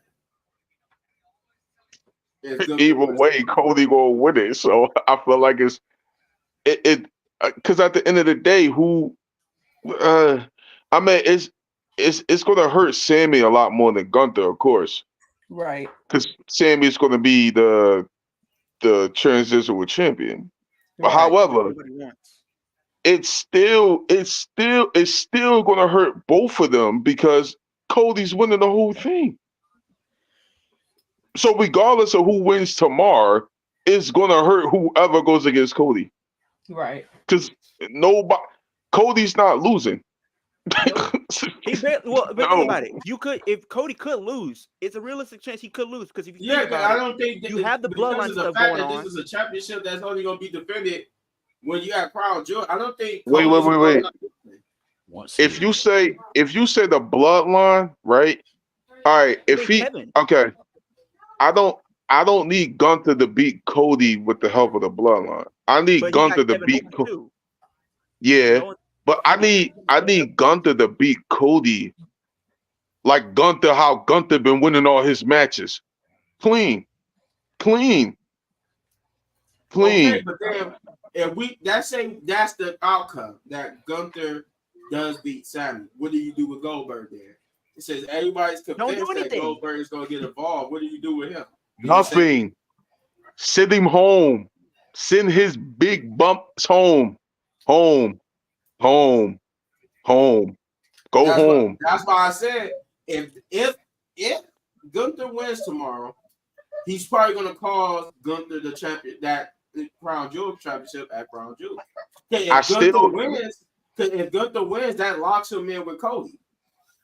I still think that ain't gonna happen because I know you don't think it's gonna happen, but I'm saying if that's the outcome, we can't get Gunther versus Goldberg at Crown Jewel because he's locked in now with Cody. Yeah, I still think that ain't gonna happen because I'm telling you, bro. In Saudi Arabia, they want the past superstars to wrestle. Goldberg is getting in the ring. Goldberg is going to go against Gunther. Gunther is going to lose the title. It's going to be that. It's oh my god. About Nia. I'm just saying that's if we get that though. Now can they? Because I know how Saudi Arabia is. Yes, you could. But Punch could actually be 100% correct that Gunther is about to lose tomorrow. But if we do get Gunther to win tomorrow, then it's like I thought Goldberg and Gunther gonna be later down the line because But on you can't think about unless you make it a triple threat match. You can't do what you gonna do with Goldberg. You're gonna have him after you just say it's gonna be champion versus champion, and then you're gonna stick Goldberg in there. No, you're just gonna have him wait until later. I mean, I just hate the fact that we got this Saudi Arabia pay-per-view period. It's in the way. I do too. I think Saudi Arabia is a waste of a pay-per-view for real. I don't. That's why I said the whole give and take with this whole championship is just like I don't. How I actually want to see something like this. I want to see something like this with Survivor Series because to me, champion versus champion at Survivor Series was always a waste of time. Survivor Series thing for real. It's we need that for the most part. Champion versus champ. We need the woman to do one. The next Roxanne Perez, Nia Jax, and Liv do a match. Do that because we don't know who else is fighting other than the Bloodline.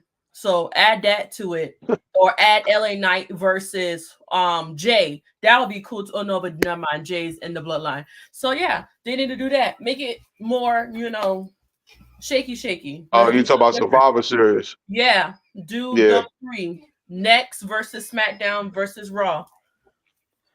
Yeah. Or you could do that for Saturday. Or you could do that for Saturday main event. Yeah, do something. But see, my thing was, myself personally, I never liked that concept of champion versus champion at Survivor Series. I never. Yeah, it makes one look weak, pretty much in the grand scheme. Yeah, it doesn't. You know how long we had Saudi deal, right? But what Triple H did with this Crown Jewel Championship, I believe Vince has always done. I think that was something he should have did for Survivor Series. I believe champion, instead of having champion versus champion, have champion versus champion for a Survivor Series World Championship that only defended at Survivor Series. Hey, what do y'all think about this? So, I know Shane and Leo may know this one. So remember how Austin Aries had that option C with the X Division title? Yeah. Could we have done like do something like that for have have some kind of title like that? So where you can whatever have an option C for to go for the world title? I mean, the X Division is like their mid-card title, so it's more like their US and IC. So usually when they win those, you can automatically have a clause in the contract, or at least for the title, you can have an option C to go after the world title at the next pay-per-view or whatever pay-per-view you decide to choose. Depending on wherever you drop it. I would think that'll be a little bit cooler than that damn briefcase. But the Crown Jewel thing goes, I'm still mad about that. I did read into the Crown Jewel thing. The briefcase. I just don't think it should be a pay-per-view anymore. I think it should just be a match at WrestleMania again. But you know how long we had this Saudi deal, right? So apparently, going back to 2018, because that's when we first got Saudi shows, they signed it for 10 years. So that means we're going to be getting Saudi shows until 2028. Yeah, late man. But we're only 24, you guys. Yeah, we got 4 more years of this. But Chris, tell me what you think about this whole Triple H promo. So that Triple H promo, we knew as soon as when Gunther music hit, they was like, hey, we got, my co was like, hey, we got some stars in the house. Hey, we got Metro Boomin, we got Lil Baby, we got this person, that person. And then Lil Baby, Quavo, and Killer Mike and stuff like that. But as soon as he said Goldberg was there, and then when Gunther came, when they said when they said he was, that they were there pretty much, I was like, hold on, Goldberg's there, and then Gunther came, and then so of course we got Gunther end up coming out. I was okay. I wonder what's nice he's gonna say about Goldberg. I wonder what he gonna say. So when he said what he said, I was like, oh wow, okay. And then when he hopped that dang barricade like he was 30 years old again, or 20 something years old again, I was like, no, they're about to set up a match between these two. Please. I was like, once he hopped that barricade, and then he said, "Oh, you're next." And he even tweeted it out on Twitter. Yeah, he even tweeted it out on Twitter. It's going to be a match down the line, but they couldn't say whether it was going to be at Crown Jewel or stuff, but they from what they were saying, the reports is that it's still pretty much going to be Gunther versus Cody at Crown Jewel.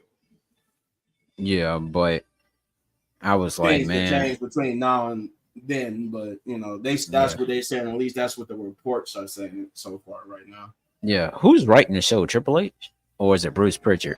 Well, each Both. match for the most part had a different producer. Yeah, each match has a different person that writes. Because I know the women's. Okay, I know Triple H wrote that first match, so yeah. I think Paul Heyman wrote the Bloodline match. And then the oh yeah, you know Paul Heyman did. What was it? Tyson Kidd did the women's world title between Liv and Rhea. Was it Kenny Dyson? No, Abyss was the producer. Yeah, for Joe. Yeah, Joseph Park. That's right. He is. Who haven't won? Shay.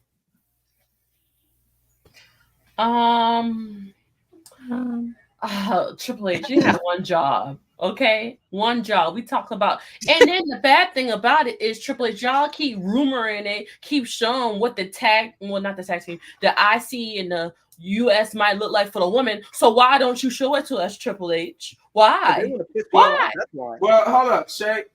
They never sold anything. Those are people showing mock-ups. Oh, people showing those. Well, they getting me excited for something that might not happen. Now, the only thing that's coming from WWE is that they actually are having talks about maybe doing a mid-card women's United States and they better hurry that shit up. They need to hurry up. Like, they don't I'm not gonna lie to you. They might wait till around WrestleMania season to bring something like that in, because that's something like they would do for WrestleMania. That's what I said. I always figured, well, not WrestleMania season. I figured it was gonna be what kicks off this new era. The new era in January.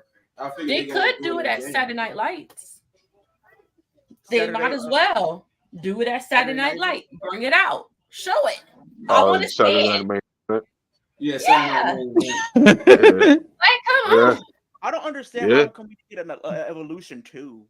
I love that too. We need something for the woman. I am tired of my girls looking like they you know what happened with that? Yeah. According to what I heard, I remember back then it wasn't the most well perceived pay-per-view, considering that you had Ronda leading the charge, so I could see why.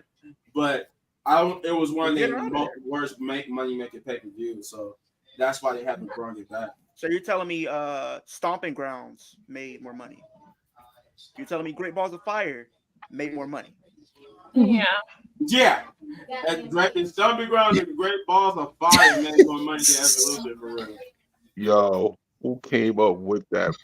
Great Balls of Fire. I was dying. He was on fire. That's why. Yeah. He was burning like the fireworks of 4th. Leave it alone. But listen to your daddy over there, kids. Nah. Shane, did you already talk about this? Well, I think we talked about it in detail when we jumped the gun. Yeah, let's go to the next match. Yeah. We talking about the belt, don't care for it. We talking about the pay-per-view, I don't give a damn about it at all. You could throw that whole PLE in the trash for all I care. And I'm gonna watch so bad, it. It's at 12 o'clock. And I'm gonna watch it, and I'm gonna review it, and I'm gonna say the whole PLE trash. I don't care who on the card. Trash. Throw it away. All of it. So we get to the next match, which is Liv Morgan versus Rhea Ripley for the Women's World Championship. This the match I didn't like. Didn't like. So for me, again, this was not a bad match. Trash. Everything in this match was actually good. The only thing realistically that anybody can say about it was the ending. That's the only thing really you could say was bad about it was the ending. The match was good in itself because it was the typical match you knew you was gonna get. You was gonna get Rhea Ripley dominating most of the time. Surprisingly, we had Liv Morgan dominate a little bit more than we thought she would. So that's what makes it good is that Liv actually signed more than you thought she was. And for the most part, yes, we knew Dominic Mysterio, as goofy as it was, we knew he was going to unlock the cage, but they're going to play into the whole he's been in jail and he escaped jail. And so it was the whole, he was going to figure out how to open it. And you knew, if you paid attention, you knew he was going to fall from the cage because they was hooking him up to a harness when they put him in there. And when they was getting him in there, you saw the harness on the ground. So at a certain point, you knew he was going to fall from the cage and distract Rhea Ripley. That was a given because we knew how this was all about to play out. So everything was a given in this match. But for the fact that it kept me entertained for the most part, was cool. The only thing I have a problem with was that awkward finish at the end, where it kind of seemed like the plan was, and the reason why I say this is, of course, I was right too in my predictions. Raquel Rodriguez came back, or Raquel Gonzalez. She did return, like I said she was, and she returned, and she was going to help Liv Morgan. The problem is, I think what happened, what messed them up, wasn't Raquel returning. It was the ref. The ref was supposed to be distracted with the whole situation, and he turned around and looked at Raquel hitting Rhea when he wasn't supposed to. Because if you watch the match, that's when the bell got called. Because when she did the Tahana bomb on Rhea, she drugged Liv on top of Rhea, but the bell was already called because the ref screwed up the spot. He was never supposed to turn around and see Raquel hit Rhea. Raquel did her spot fine. It was the ref who messed it up. Especially what he said too. The ref, and then of course, because everybody, you saw it plain as day that the ref turned around, and if you notice, when the ref turned around and see Rhea get attacked by Raquel, he tried to turn back around and face Dominic, and he knew he messed up the spot. But Triple H is here told just call for the disqualification because you turned around and seen it. Everybody seen you see it, so it would be stupid if you act like you didn't see it as we just saw you see it. So they had to call for.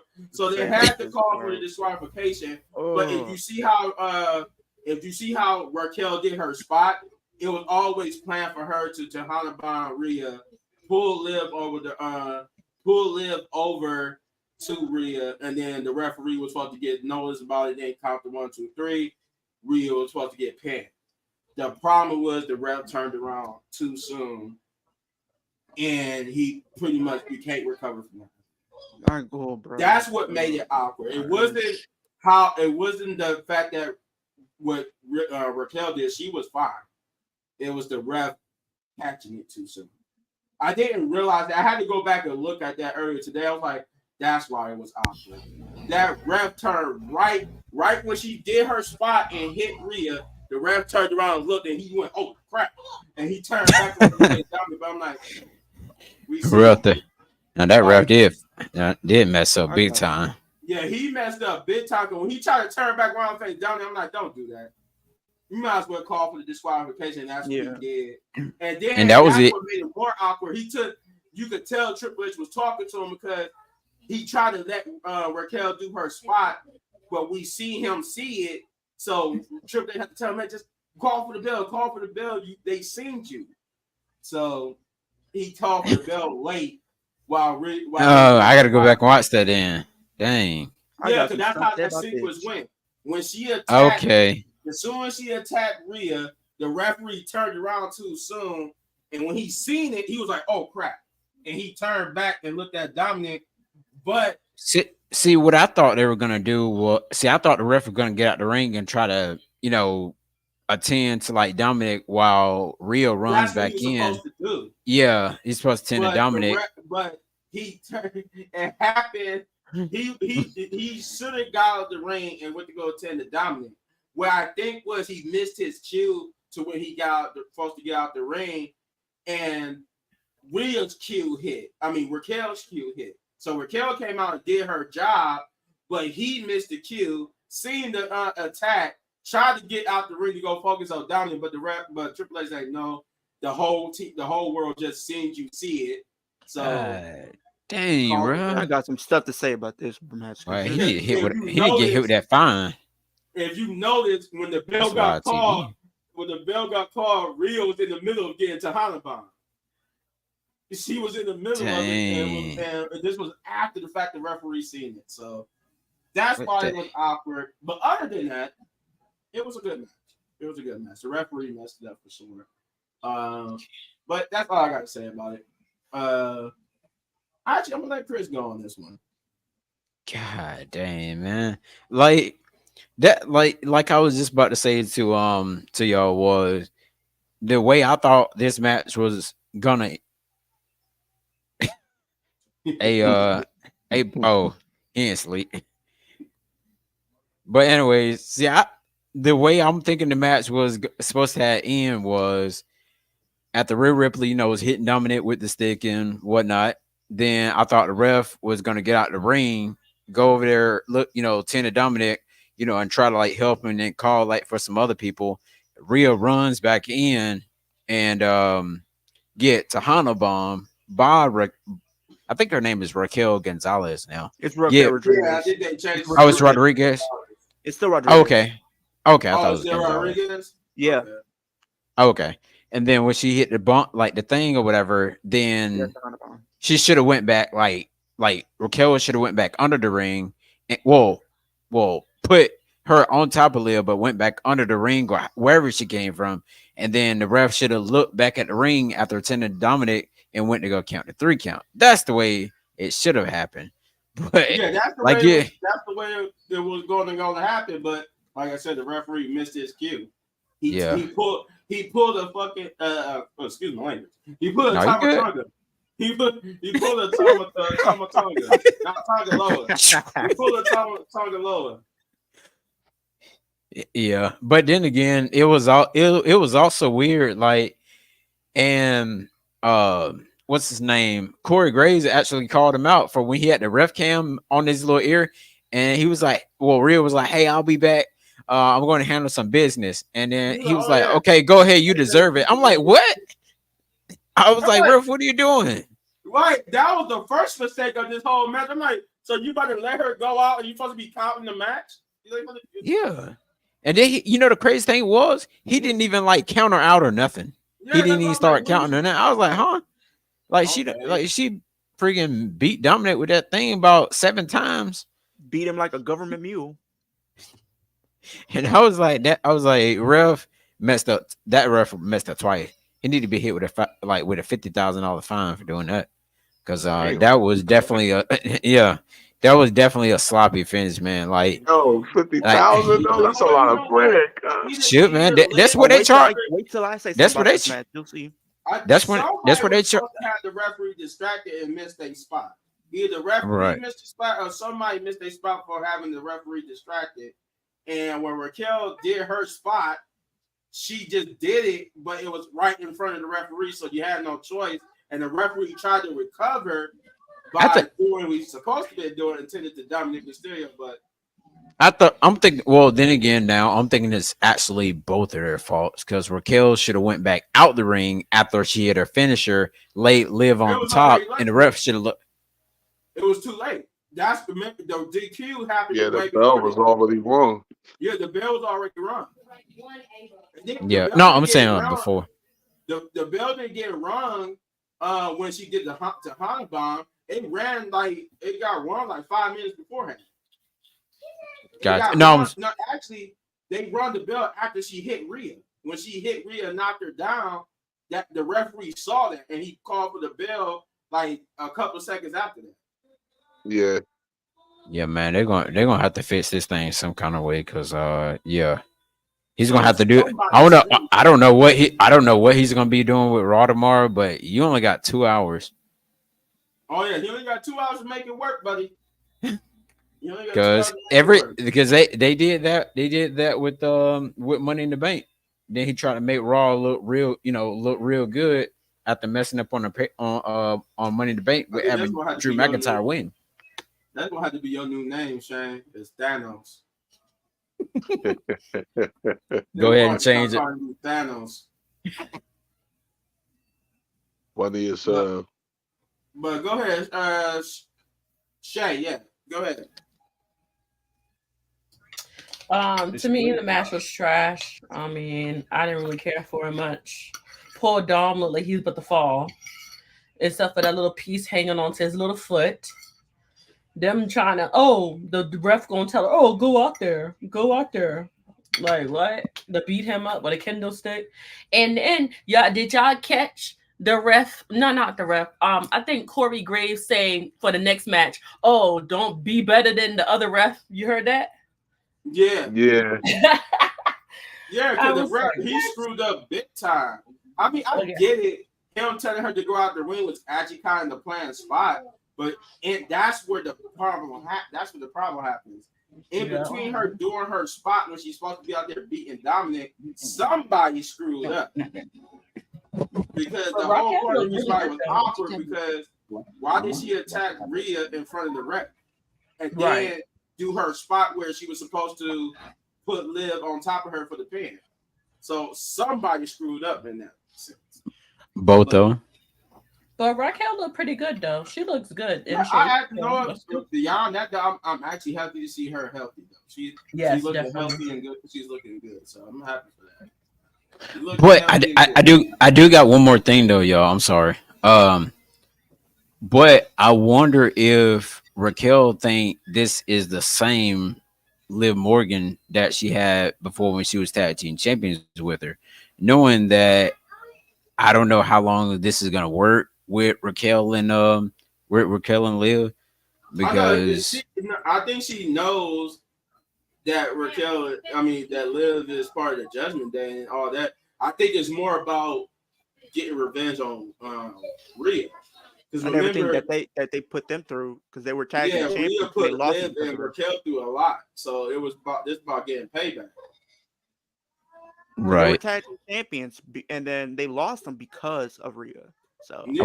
I wonder if Raquel later down the line will want that world title from Liv. maybe Of you course. could turn because I'm like I said before, like pretty much it's the Diesel and Shawn Michael effect. Pretty much, Right. You know, you have That's what I was thinking. Yeah, that's what I Diesel was thinking about. and Shawn is Liv in this situation. So there is Right. a story where you could have them potentially feud at some point, maybe going into WrestleMania if you want to do something new, fresh, and exciting.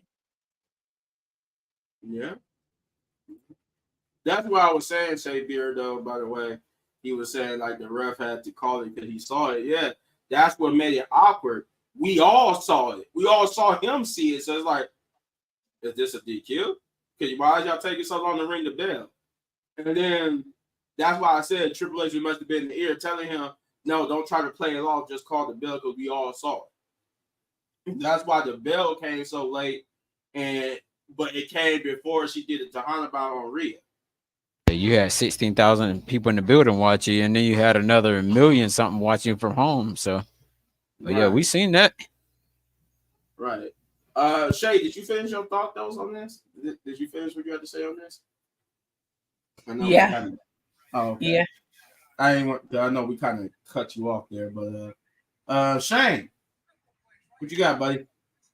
Yeah. I mean, the match was cool. The ending was, oh boy, that ending was awkward. And y'all want to know what this leads to? This leads to a potential rematch. It does, but I Did don't we think. just say in this prediction? Did we just say in this prediction that we didn't want to see a rematch? Yeah, Right. This is going to but lead it's to. not going to be. I don't think it's going to happen immediately. It's not going to happen now, though, because from what I'm heard, it's going to be Raquel. She's going to fight. It's going to probably be a few months before we probably see them feud again. Honestly, I said she gets the rematch after she wins the Royal Rumble. I thought Charlotte was gonna win. Oh no! Oh God, no! No, I was there when she won it initially, and I was not okay with it. No. Charlotte is not. She don't need to win the Royal Rumble. I think either way, Royal Rumble. That's how she gonna get back into the title. Oh God, please no. Either way, the whole match was just Trash. it was decent. Yeah. Yeah. Yeah, it was okay at best. Like I'm whatever. gonna say, can you beyond the ending? What was bad about it? Like, can you really call it trash? I mean, I said decent. It was decent. You know what I mean? It wasn't. It, to me, I just wanted to see a winner and a loser. You know what I mean? At at some point, we got to stop doing these disqualifications or people jumping in matches and whatever. We need to see a clear winner and a loser, and we didn't get that here at all. We didn't get that with the Finn Balor match. I mean, we kind of did, but we didn't. But I mean, yeah, I'm about to say technically we did get a winner, but it wasn't like a clear winner because of course, Yeah, but you know what I mean. At some point, we need WWE needs to stop doing these damn DQ finishes. I mean, all wrestling companies need to stop doing these DQ finishes. It's oh my god! You just need a winner and a loser at some point. That's what it is.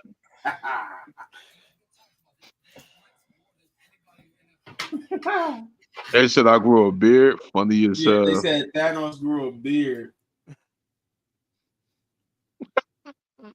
yeah, all funny as But And nah, I mean we don't have a to be radio. to be serious, we need we need a winner and a loser. Oh yeah, And for this sure. this match was it was decent at best. Like that's what I was saying too. I think from what I'm hearing, like with this whole going to separate ways with Rhea and Damian Priest, I'm also hearing that Liv is going to be facing other people, and Raquel's going to be facing other Yay. people. Liv is going to be facing other Yay. people with her title, and I guess Rhea's going to be working her way back to it eventually, sometime down the line. But I think Leo, I don't think you went yet. No, I do like the fact that Liv Morgan, it looked like she belonged in the match. I do like the fact that. Hold on. What is that you trying to show, Chris? What is that? Oh, that's Drew McIntyre's head.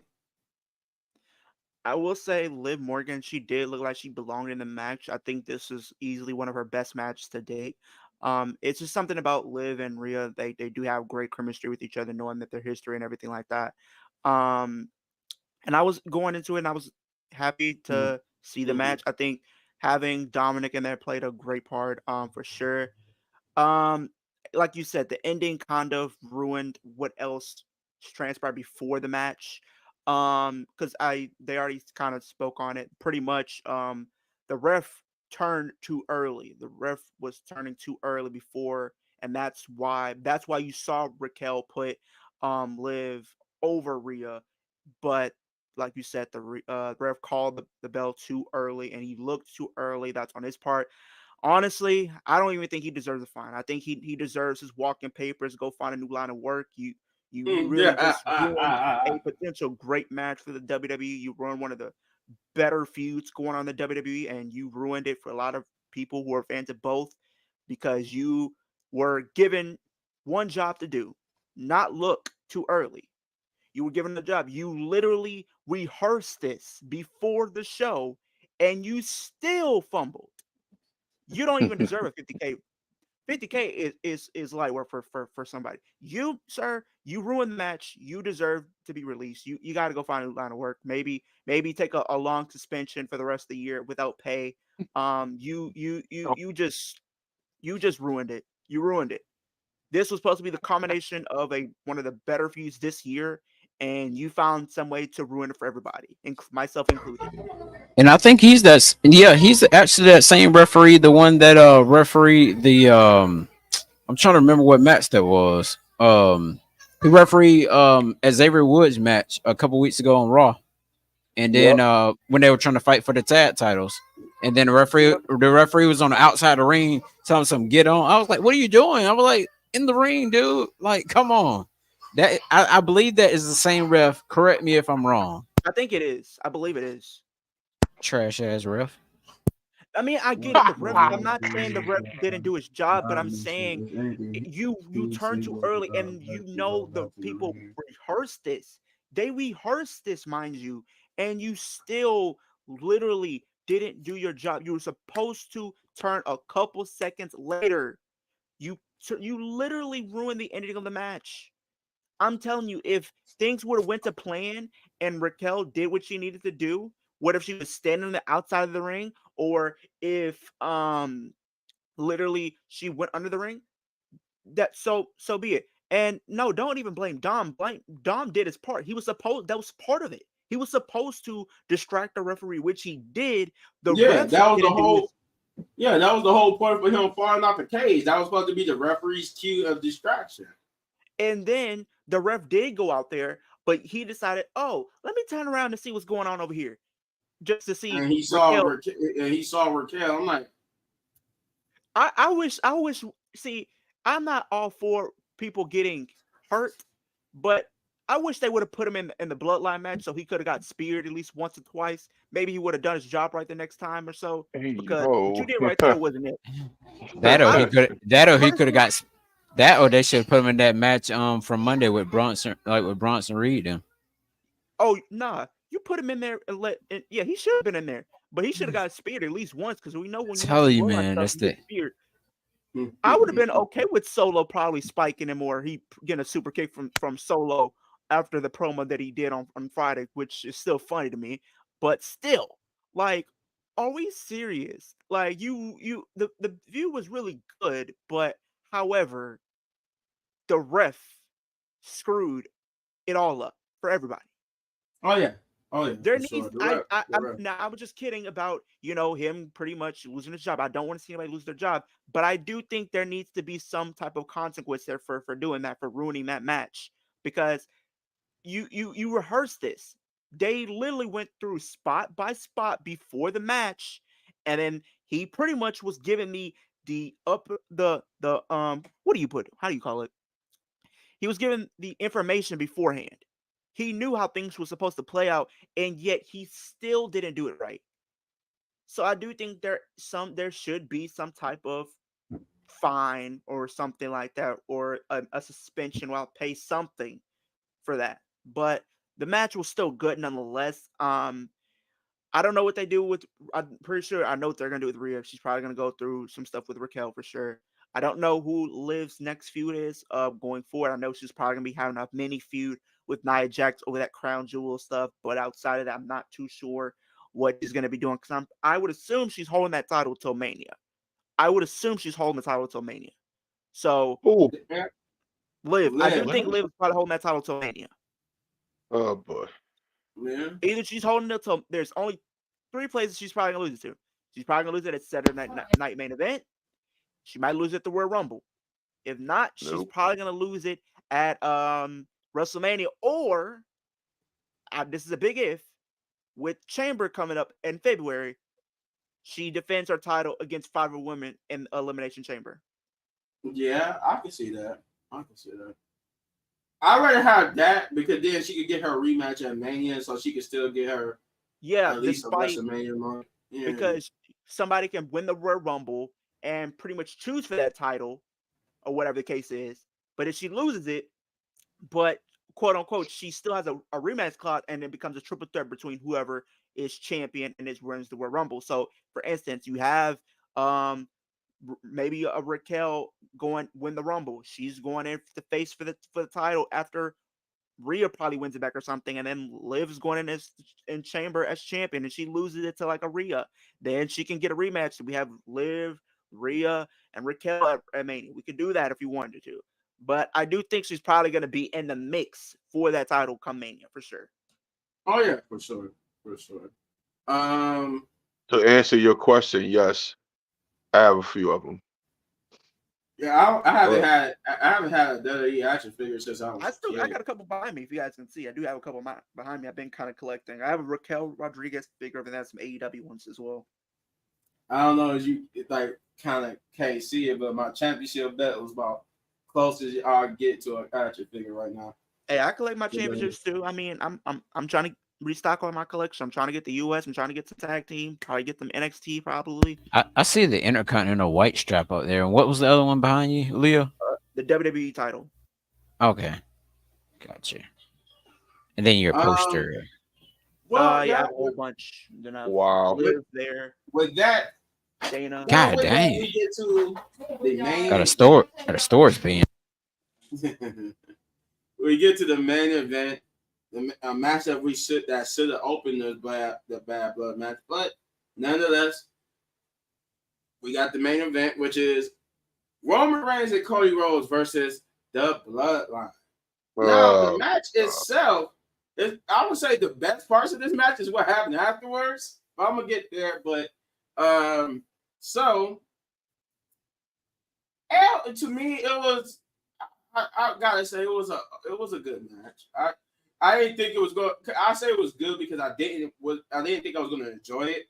I was ready to crap on this match, but then I found myself actually enjoying it for the most part. Especially Jacob Fatu's spots. Jacob Fatu's spots is what I enjoyed the most out of anything in this match.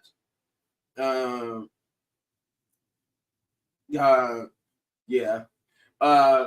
So Jacob Fatu was the monster in this. It was okay. Cody and Roman was Cody and Roman. The match, like I said, was good. I like they worked over the hot tag for Roman to Cody, and then vice versa, Cody to Roman.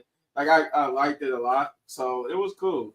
It was nice to see Roman do his thing in the ring, and eventually. Now, granted, again, like with Finn Balor and Damian Priest, the wrong person won this match. So it was the wrong person for sure, but it is what it was. But nonetheless, due to some the Bloodline did try to get involved, Tama Tonga, which we and knew. Tonga Loa.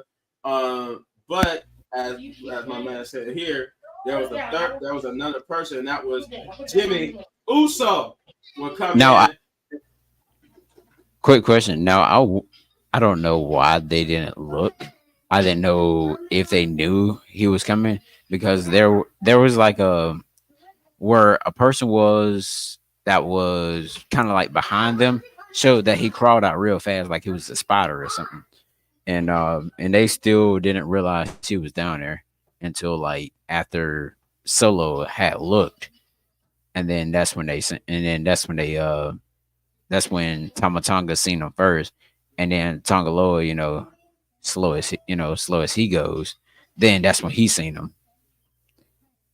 Yeah, I mean that's how for the look. That's how it went. I mean, when the camera, because I think the first indication was Michael Cole, because Michael Cole was trying to indicate to something, but Corey Graves was like, "I can't see. We lost the monitor." So I'm like, that was a dumb line because you could just look right in front of you. Why didn't you just look right in front of you? Like we can't, like we don't know. You can see right in front of you.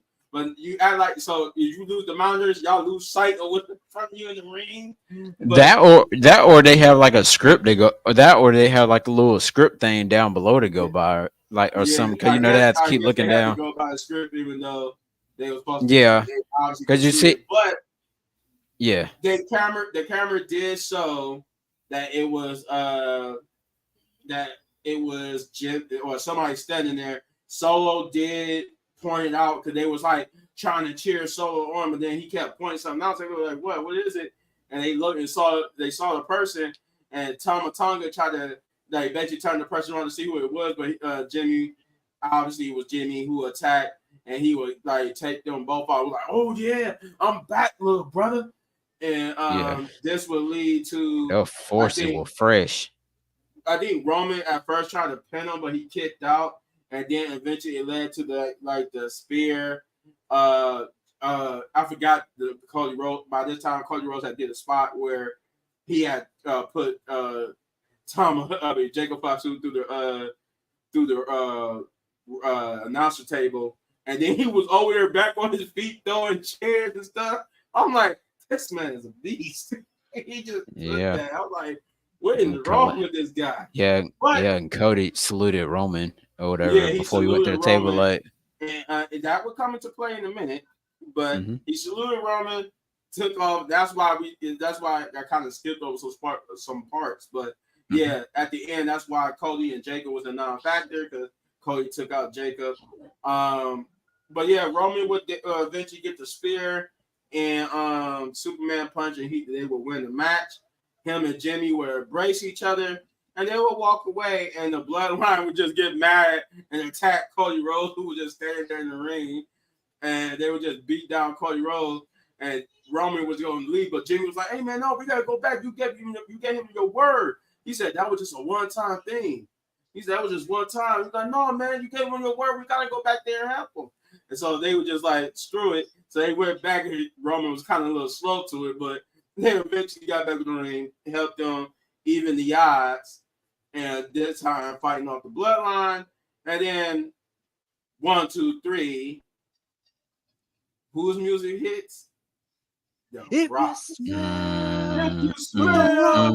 But The Rock is cooking. My man Dwayne The Rock Johnson comes out with the People's Championship. He went through time travel. And then he didn't say anything. He just came out and said 1, 2, 3. And then his music just hit back again. He said, and that was it. And we did also get a little part as far as like his Insta. Did you watch the Instagram thing? Oh yeah, no, I was getting to that. did. I was getting to that. Oh, you did? I didn't watch the full thing. I just watched it. I watched it as far as when he was leaving the arena and he seen Dusty Rhodes. He said, "I love you, but I hate your son." And then he seen Cena in the back. He said, "Go eat some Fruity Pebbles." Oh yeah, he said, "Keep eating your Fruity Pebbles." I was like, "Whoa, okay." Oh, that was a good callback. But yeah. Tell me about the other one. As Chris alluded to, The Rock did have like an Instagram. This is why I said the ending was kind of better than the actual match itself, because basically afterwards the show, because as you know, the show ends with just the Bloodline or Cody Rhodes and Jimmy and Roman just looking at The Rock, and then he leaves. But what happened afterwards is that on social, I think like Chris said on Instagram, The Rock basically did a video where he was basically asked, "Oh, what did you mean by that?" And he was like, basically, The Rock does got something to say, but The Rock is not going to say it till he's ready. And that's where he started saying, obviously, look at The Rock's heroes. They go Dusty Rhodes. I love you, Dusty Rhodes. You were my all-time favorite, my hero. I love you, but I hate your son. And then he sees the Stone Cold. That Stone Cold, my boy. Then he sees John Cena and said, "Yeah." He said, "Look at that. Go eat some Fruity Pebbles." And then to answer if y'all hadn't seen it, there's a reason why Cody Rhodes was not at the press conference, because Cody is seen by, I think that's by his tour bus. Got his ass kicked. It was his tour bus. It was his tour bus, and he would get confronted by Kevin Owens arrived in a nice car, by the way. That was a nice car. But yeah, he would get confronted by Kevin Owens. We don't know what was said, but you could tell they was having it looked like it was okay at first, but as it went on, it kind of like looked like they was getting heated, and then Cody put the title down. Yeah, Cody put the title down. Kevin Owens was poking him in the chest. It looked like Kevin Owens Cody trying to calm Kevin Owens down. And it looked like for a moment he did get calmed down, but then he just started beating Cody up, stomping him, kicking him. Alan Pierce and them had to come out and break them up, and then Kevin Owens just got back in his car and drove off. So yeah, there's a lot that's about to go on. There's a lot that's going to happen on SmackDown that's coming. I think that's for sure. Out of the two shows, SmackDown is going to be the must-watch show, because we need to find out some answers about what's going on here. But it is still interesting about Gunther potentially losing his title to Sammy tomorrow, but we'll see when we get there. But I gotta say, SmackDown is the better show, because we want to see what's going to happen now with The Rock and because the biggest thing is, y'all. Yeah, that's the show. I'm really confused because you got everybody that wants that title. You got Roman wants that title. You got Kevin Owens that pretty much wants that title since he couldn't win it. Randy wants it. So Rock wants it. Fantasy booking Randy to want it anyway. Yeah. Solo's probably gonna be in the wings at some point. You got Rock for sure. Many people that's gonna want that title. Yeah. So like I'm confused. Like did Rock send Kevin Owens after him or something? I don't No, think I don't so. know. no. I don't think so. Kevin Owens is not about the Rock. Kevin Owens is about what he's. Remember, the whole thing was we never got resolved. We never got to hear how Kevin Owens felt. We got to hear how Randy Orton felt. We never got to hear how Kevin Owens felt about Cody Rhodes teaming up with Roman. So that's Yeah. what that was. Yeah, they should never put Kevin Owens And then versus also they almost Cody got in into that that fight last. on SmackDown. So that's like basically the continuation of them almost getting to that fight on SmackDown. And then we're gonna see Randy Orton, of course, on SmackDown trying to find Kevin Owens or something like that. So that'll be another Right. thing. That'll be another thing we'll be looking for.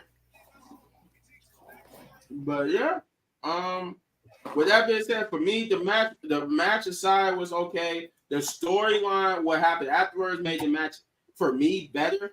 If we didn't get what happened afterwards, I would say it was just a average match that really shouldn't have been the main event. But because we got The Rock and those interactions after the match, it went from an average match to above average, in my opinion. So with that being said, I want to turn it over to Leo. Okay. I think the match was cool. I think the story going into it could Cody and Roman coexist, and I think they did. I think they were definitely on the same page, for sure. Um, we've seen Solo kind of take on the mantle of being the tribal chief. We and going get digging into his bag just a little bit with the tricks that Roman used to do. He used to talk down to his opponents, and towards the end, I seen to where he was showing a lot of emotion. You told me I was gonna be the next one up. Why did you lie to me? Why did you lie to me? That's what he was saying, and I Oh liked yeah, him I forgot using about that. that part. He did say that. Why And you lying to me? You said I was the Mm-hmm. next. I like them using that to an extent, and I think it played into the story very well. I didn't think that we were going to see Cody and Roman win here. I thought we were going to see Roman potentially take the pin here to kind of tell a new direction, a new character, and a new story coming out of Bad Blood, to where he needs to dig deep and really go after the people that he's wronged in the past to ask for actual forgiveness for. I think that would have been a great, good story to do. But I think it creates with some compelling stories come SmackDown for sure. We're gonna need a lot of answers as far as what does Roman go from here. It looks like he's gonna potentially earn that title. When does he get his title opportunity? If he is gonna get one, um, will The Rock have anything to say about it? And if you did watch right after, I think as Solo was going up the ramp, and when The Rock was out there, a camera planned in on him, and he said it's all part of the plan. He told that, so that's giving me to think that we're going to get the direction that we've been all saying is The Rock has been the mastermind behind this whole new iteration of the bloodline, and that's gonna make Roman feel some type of way, because he still thinks him and Rome, at least for Roman's sake, that Rock and him are still on the same page, that they're still on good terms after everything that they went through at WrestleMania. But we are going to find out that it's not the case. I want to see what does Cody have to say potentially after getting attacked by Kevin Owens. Will we even get any somewhat of a nod towards that at all? Will they acknowledge that? I think they should. If it would be kind of weird if they didn't, but for sure that's gonna be a lot of different stories coming up. Bad Blood, but I think the match was good for sure. Jacob looked like a monster in that match for sure. I'm looking forward to see what they do with him next.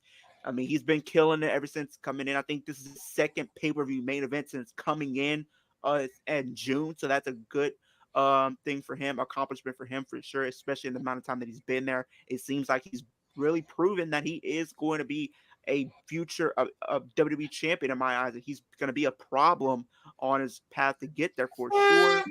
Um, and even I would say for Roman, I would love to see, is he gonna have, does he still, if and especially with Jimmy coming out. I like the fact that they had Jimmy come out there. I think him taking out Tama Tonga and Tonga Loa for sure. Him embracing Roman Reigns and them hugging, I think that was a great moment for sure. Um, like I said, Jacob's been killing it. Oh, the promo that he cut on SmackDown was kind of cool, and the fact that he's followed up having a great character for sure and a great showing in the match, even though he still lost, but not in the way a sense of getting pinned. But I think Brock probably could. And he even said when he was doing his Instagram live, he's not okay with how the state of the bloodline is right now. He's not okay with it.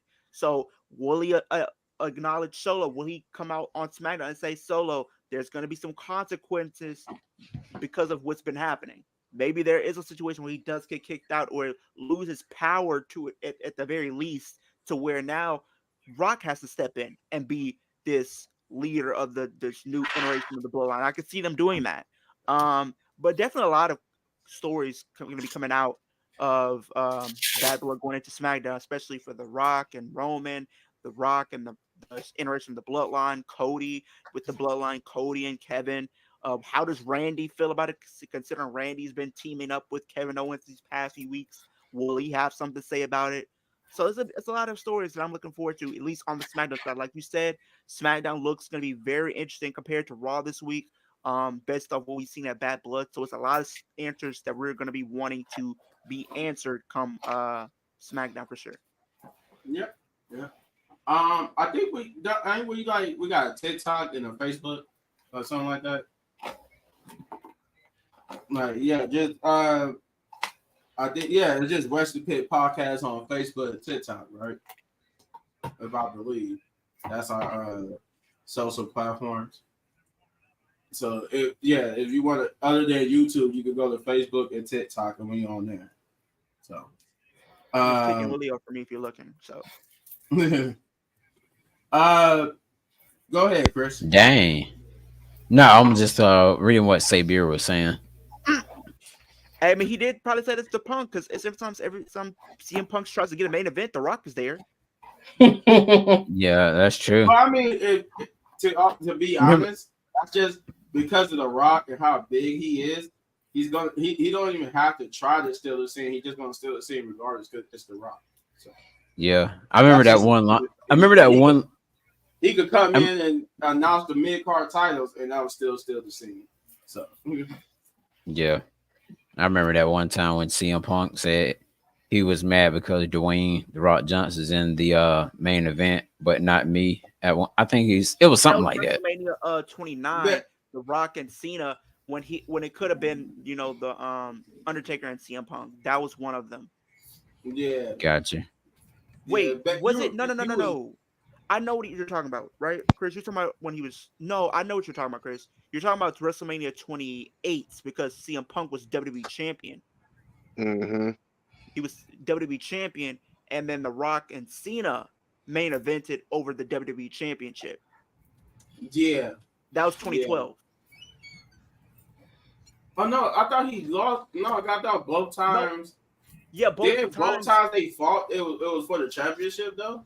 No. Because remember we saw Rock and Cena at WrestleMania 28, and he was like once in a lifetime or something right there. Yeah. And then we had WWE champion CM Punk versus Chris Jericho, and the Rock and Cena main evented over him when he was WWE champion. And then the next year we seen The Rock win the WWE championship from CM Punk at the Royal Rumble to face the Royal Rumble winner John Cena. And then he pretty much Cena at WrestleMania. Okay, mm-hmm. Yeah, I got you. No, I don't think we on Twitter, are we, Shane? I don't think we got it. No. Okay. Chris, though, what was your thoughts on this whole ordeal? So mine was pretty much it was it was a cool match, I would have to say the least.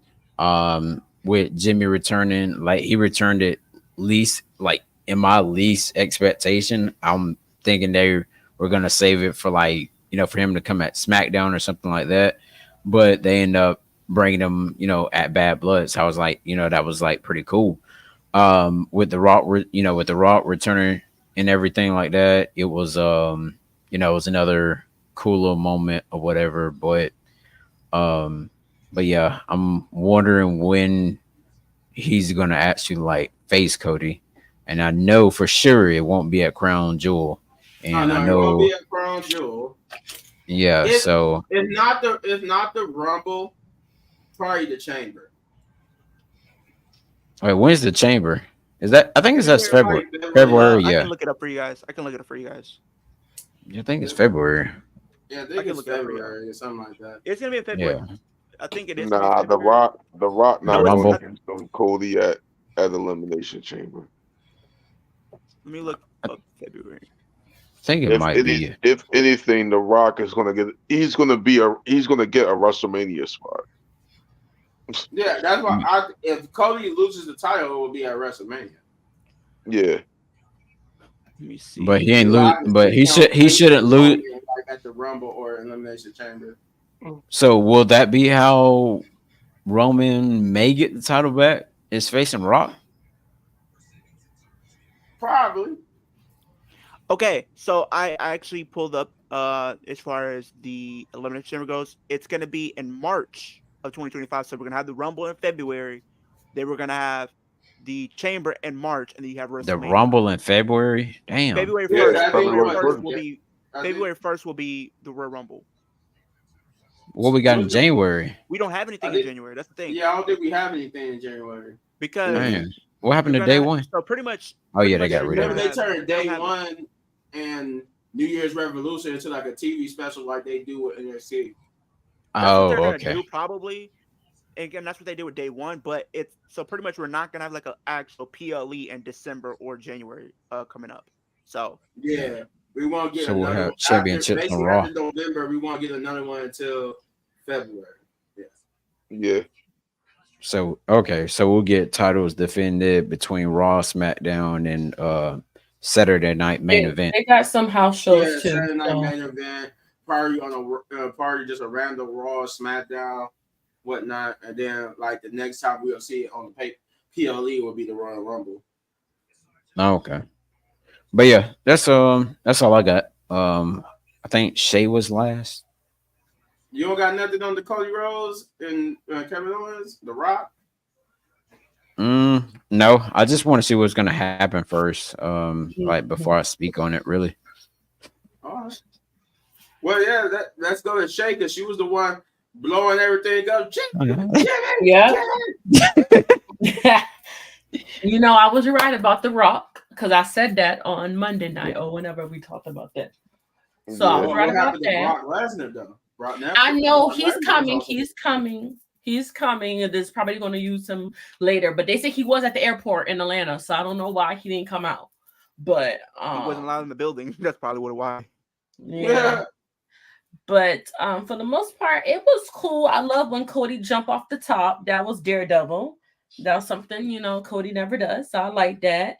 I like Jimmy. I didn't like The Rock because I was just like, why you came out there just to do that and walk back? And like he was a model just on to a show runway. your face. He was like a model on the runway, pretty much.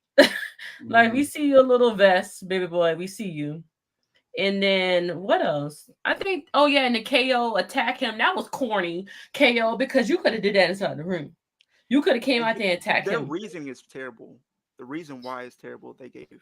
Oh yeah, that's what I forgot to tell you guys. So according to the insiders, the reason why they did Kevin Owens and that Cody Rhodes spot outside where it was just like a person recording it, they were trying to protect Kevin Owens and Cody Rhodes.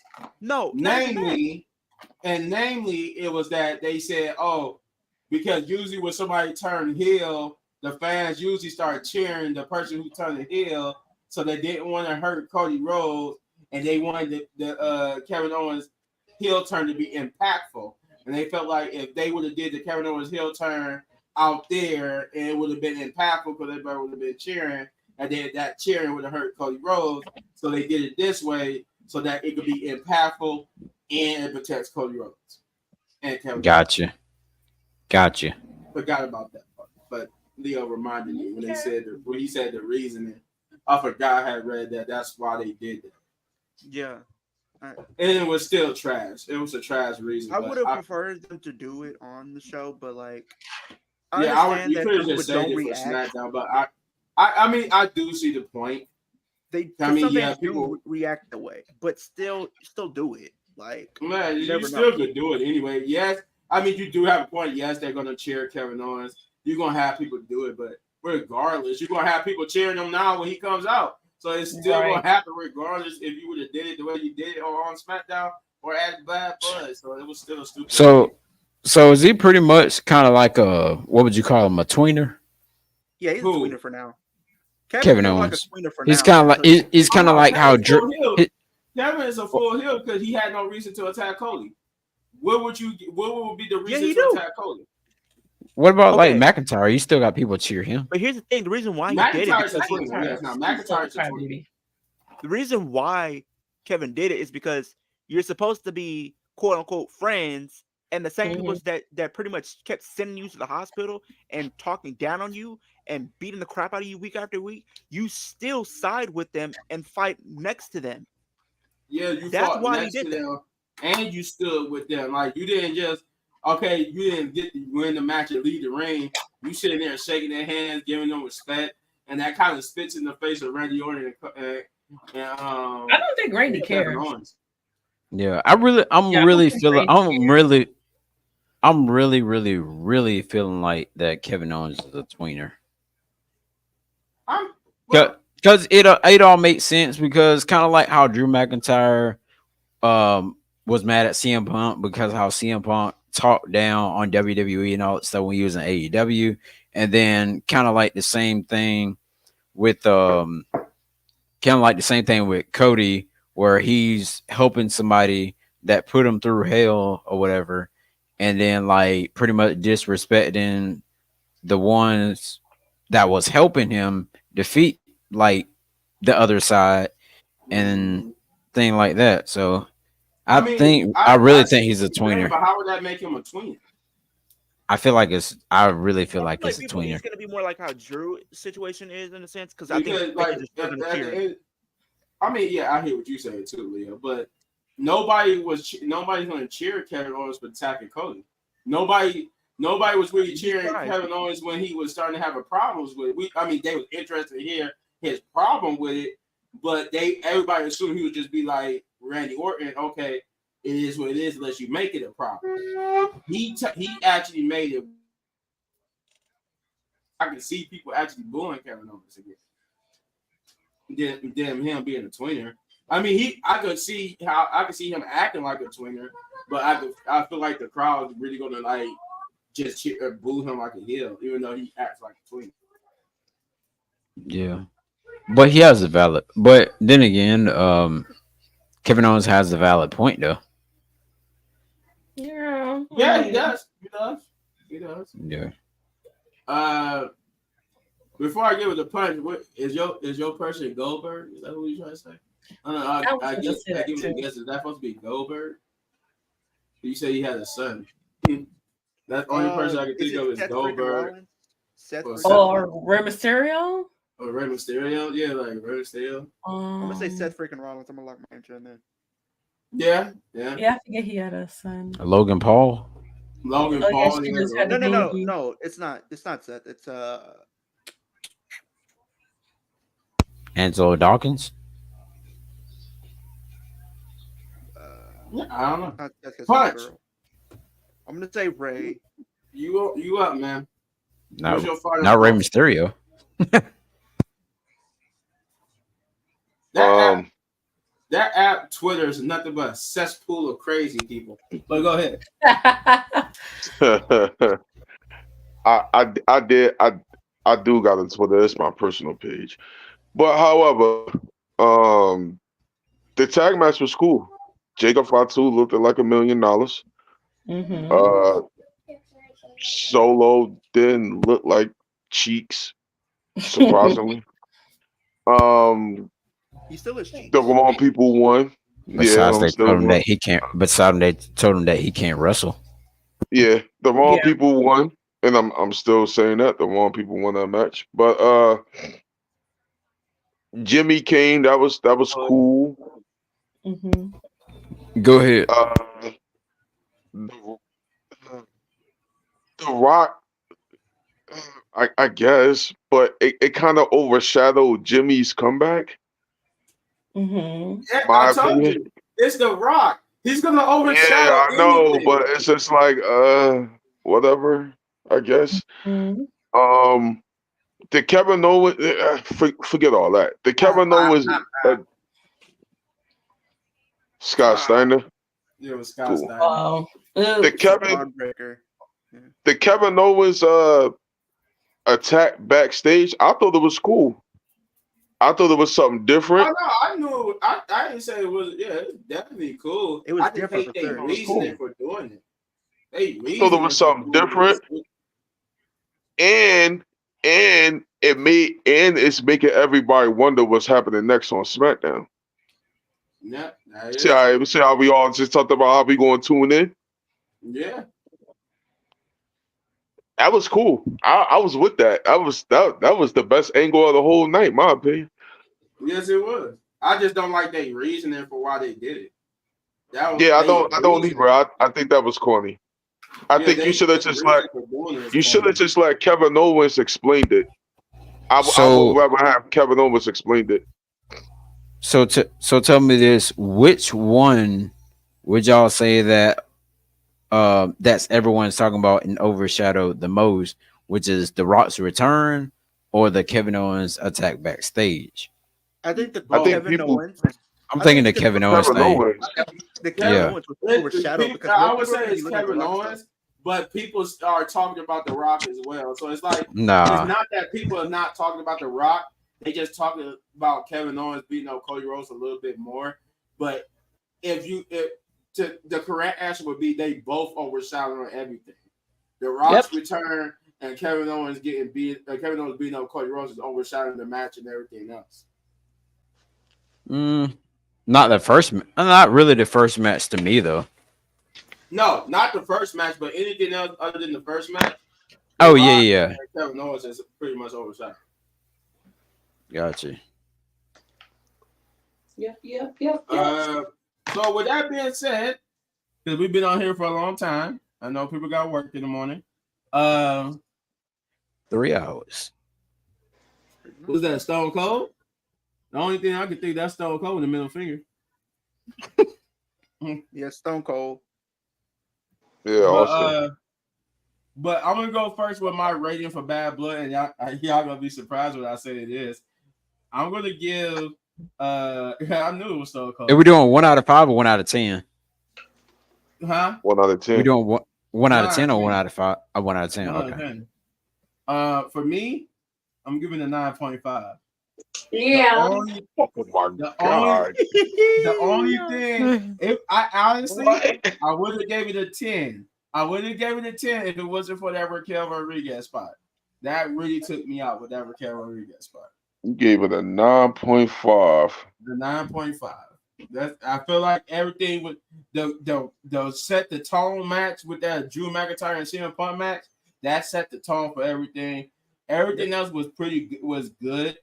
Like nothing felt under good for me for any of the matches. Dude, I don't agree. I don't agree with the people who won some of the matches, like the Finn Balor and Damian Priest. Yeah, I don't think 10 out of 10. But besides the fact that Finn Balor should have won, that Damian Priest match was good to me. Bayley versus Nia Jax was good to me. Drew versus CM Punk was great. It was perfect. Rhea versus Liv was good up until that ending. But other than the ending, the match was still good. It was just the ending that really was messed up. And then Cody versus Cody Rhodes and Roman Reigns versus the Bloodline was good. And then it was enhanced by The Rock and Kevin Owens. So yeah, 9.5. Like only thing I could find wrong that I truly did not like and had to take a point away for or half a point was the Raquel stuff. The whole Raquel box spot. I agree. So yeah, 9.5. I give it a 9 out of 10. I almost took a point away for the Punk match being the beginning, but it was so good that I said forget it. I was gonna take a point away from So, with that being said, even though mine's is a 9.5. Chris, what's yours? No, I said a 9 out of 10. Oh, 9 out of 10. Oh, okay. Mhm. Okay. Hey, who's Leo. giving it a 6? I know somebody gonna give it a 6. Is it you, Shane? You know it's Shane. It's gonna be Shane, but I want to hear from Leo. What you give it, Leo? Me, I'm gonna give it a 6.5, maybe a 7. It wasn't a terrible show, but there were some things that kind of brought it down for me. I do think the ref spot played a Hold huge. on, I'm sorry, I got cut off by the dude in the chat. You said you gave it a what? What was your rating, Leo? 6.5, maybe a 7. Oh, okay. But the reason why I have to give it maybe like a 6.5 is because like the ref spot kind of took it down for me for sure. And then I think maybe like the referee stuff, probably like the match was cool. Don't get me wrong. And then I would say probably like both of the women's matches were okay, but weren't the best. And then the Damian Priest and Finn Balor match definitely took it down for me. So I would give it a little bit of an edge, but still I have to be fair here. I will give it a 6.5 for me. Okay. Shay, what would you give it? You already know. CM Punk did it for me. I get a 9 for it. For me, personally, I did not like the Liv in that match. They could have just replaced that. I think everybody hated that match. God damn. I they did. Replace it. I didn't like the spot though. I just didn't like the ending. I didn't hate the match. I just didn't like the spot. The match was good. I just didn't like it's just the referee. The referee ruined. That's why I say I don't blame Rhea, Liv, or anybody for that. Or Raquel, other than the referee. The referee ruined that. And did you see her return? Or I even looked at her return. She didn't really get a reaction either. Nobody was really giving her a crowd reaction. I was surprised by that. Because I think people knew it was coming. It wasn't like a secret. They spoiled it when Finn Balor said on Raw. Finn Balor spoiled it. He said, "Yeah, I took care of that thing for you, Dominic, and tell Liv I took care of that thing." They kind of spoiled that she was coming back, and then she spoiled it with her Instagram post. But I don't even think that we've seen returns that has happened in the past where people knew it was going to happen, but the crowd still, reacted to reaction. Yeah, that's true. But they didn't give a reaction. That crowd was quiet. But I don't know if Raquel has not done anything significant on the main roster too. So that's the thing too. She really haven't. I don't know if it was that or if it was just the referee, but like a reason why I gave it a 6.5 is because of the simple fact that the referee kind of took me out of it. And then like the Damian Priest match wasn't good at all. It was pretty much like I said earlier, it was a Raw match. It wasn't pay-per-view level caliber for me. I couldn't buy into it.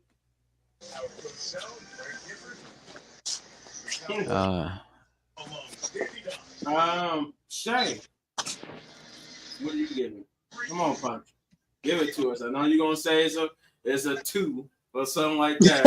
You better come with the lowest score possible. Yeah. Or 0.0. Nah. I'm gonna give it. I'm gonna give it a solid 7.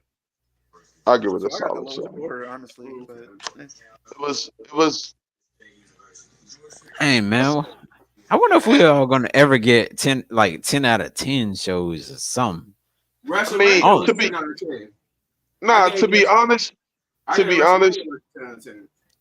be honest, the Hell in a Cell match was awesome. Was a 10 out of 10 for sure. The Bailey and Nia, it was decent. I mean, any other match of the card was decent. Jacob Fatu looked great. I mean, the Liv and Rhea match wasn't bad until that rough spot. That kind of threw that off for me. The Rock showing up. I mean, whatever. I still think that overshadowed Jimmy's spot, which that's a shame on him. The Kevin Owens beat down on Cody, that was raw. I liked that. Yeah, I give it a 7. It was a solid show. All right. Just FYI. This is when it comes to like my top 5 wrestlers. Everybody shits on Goldberg, but Goldberg is one of my top 5s. Just saying. Just putting that out there. Goldberg is one of my top 5s. Trash. He's been my guy since WCW, and then when I got to see him in person, that just solidified it. Seeing him in person, seeing how he is, how his character operates in person, I gave it up. He's my top 5. But anyway, that's it. That's our review for Bad Blood. Guys, we gotta look forward to Monday Night Raw. See what's gonna happen there with Gunther. Maybe Brock Lesnar. Maybe Goldberg screws Gunther tomorrow. Maybe they screw him at Crown Jewel. Who knows? Oh boy. Shane is other than Shane is for sure that Gunther is gonna lose tomorrow. But then again, if he don't lose, that kind of would be it. Could, like Shane did point out, that it would be like a waste of Goldberg's spot if you have Gunther win only for Goldberg to cost him the Crown Jewel title at Crown Jewel. So you pay all this money for somebody just to come and screw out somebody out of a title. That's what I'm saying. So it would. Yeah, that boy probably got. Yeah, he probably got a free ticket too. Saudi Arabia pays Goldberg a lot of money. Yeah, they did that for Lesnar too. Lesnar was the same way. Yeah, they paid Brock Lesnar a lot of money. Yeah, even though he missed their flight that one time. Yeah, I was like, dang. They paid Triple H, DX, and the Brothers Destruction a lot of money. Yeah, they did. Yeah, them overseas, man, they pay up. Michaels agreed to do the match. That was the first thing everybody said. Oh yeah, that Saudi Arabia money was too good to pass up. He had to come back for that match. Yeah. Heck yeah. I mean, do you see what's going on? Like, do you see the stuff that's going on now? They got more money than we even got over here. Listen, bro. He probably like, yo, listen, you're gonna get the belt back, but I'm gonna need you to lose it tomorrow for this paycheck. You know what I mean? But see, that's the thing. I'm crying. He said, I'll give you an extra meal or two on your paycheck. Exactly. Just drop that belt. Like, bro. I was like, I'll take that. Before I end this again, the only reason why I don't want that to happen because it hurts Sammy and even to a degree Cody Rhodes at the end, because now you're saying for Sammy, he's a transitional champion. You're not taking him seriously. And then for Cody, so Cody can't beat Gunther. So you saying you don't want Cody beating Gunther or Gunther beating Cody? It doesn't matter. It's a championship that don't matter. So why can't you just let them beat each other? It's gonna be for that bread, man. At the end of the day, I'm trying to tell you, man. Saudi Arabia wants some of the past superstars to show up on that show. And shoot, man, you can't have somebody like Goldberg come and just do a distraction finish. No. I mean that paycheck is gonna be looking good, even though I mean, shoot, you already know them people like that. They be calling us. They be saying scam caller when we look at our phones sometimes. So you know that paycheck is different. If Gunther wins tomorrow, that's exactly what they paid for. Though, if Gunther wins tomorrow. Triple H tweeted 5 hours ago, and he says, "We are aware of the incident outside of the arena last night between Cody Rhodes and Kevin Owens. The matter will be dealt with internally." He put that out. AKA, we gotta wait till Friday Night SmackDown because they're not about to deal with that internally, especially because Kevin Owens. But speaking of which, that was what I was gonna say. We're gonna tune in. Don't forget, we also got NXT in St. Louis and Randy Orton versus Joe Vaughn is going to be great. But wow. Oh yeah, on Tuesday. We got a sexy red in the tools. We doing a review on Wednesday a little bit, man. I won't be doing the review because I refuse to watch it because Sexy Red gonna be on there. Oh no, you gonna? Oh no, you gonna see it on YouTube. Why don't you watch NXT? I'm not. Hey, say beer, get him. I don't care. They get him, say beer. We know you on here. They just said she on there because she's just gonna be performing. I don't care. The fact that she's performing. Oh. The fact that she's performing, that means I'm not gonna watch it. But like, because she's but performing. why you can't watch NXT? Even though I know she's on there, of course, but like you don't have to watch that particular segment. You can watch everything else. I'm joking. I don't really care about sex. Wait, she performing? Yeah, I that's think what they she's said. performing. That's what they said. I'm She just on there to perform. Just not around. You thought she was wrestling? Absolutely not. Nah. Oh, I Lord, thought she was just not gonna that. like be the I would have been host. serious. Oh Lord, if she would have wrestled. Oh Lord, I'm about to walk out. Performing? Oh yeah, I would have turned to Jacob. Oh Lord, I'm not watching NXT, and she wrestled. Oh Lord, I would not acknowledge WWE anymore. Oh Lord, Hey, AEW would speaking be of my new Jacob, home. and we was making a She whole gonna bunch win of the jokes Royal with Rumble. Jacob. We was making a whole bunch of jokes with Jacob. Imagine if he was the judge. Hold up. My I'm boy dead. Chris just said she gonna win the Royal Rumble. If she wins the Royal Rumble, WWE, you lost me after that. You gonna get Sexy Red the main event spot. And what's her move gonna be bow bow. Hey, Oh my! had a review or something. She gonna win. She gonna try to fight for like the women's North American Championship or something, or fight Rock. What if she beat Roxanne? Well, like what if she faced Roxanne Perez and beat her? I'm dying. I'll Lex- be a like. Would you say Beer? Don't act like yo boo now. But here's the thing, little baby. We was making a whole bunch of jokes about Jacob. He's making a whole bunch of Jacobs. We making a whole bunch of jokes with Jacob on Friday. We forgot to say what happens if Jacob fought too. Is pretty much the judge. It's game over for everybody. What you mean, like The judge, the judge, the jury, and the execution. Oh yeah, he's gonna be all three. He's gonna be judge, jury, and executioner. I'm dying. So look, the judge. He's pretty much so we got NXT Tuesday, St. Louis with Sexy Red, some special guest performance. I don't know. I guess we're doing a review on it. And then we got SmackDown. The big all the shows. SmackDown is shaping up to be the biggest, most interesting show, given the fact that what happened at the end of Bad Blood. So be on tune for that. Like I said, we'll be back Tuesday for Monday Night Raw review. Wednesday we're gonna do the NXT review, and then we might do a video Thursday. We might not. Shane might do an AEW video. Might not. Yes, sir. Then we might do then we're gonna be back Saturday for Friday Night SmackDown. So Yep. Yeah. I'm pretty sure everybody gave their rating, right? I didn't skip nobody. Everybody gave their rating. Okay. Well, that being said, I'll be agitated. You know what? No, say Beard, you're not dragging me into this. We've been on here for 3 hours. We're not going to be on here for extra 20 minutes already back about Sexy Red. People got to go to work.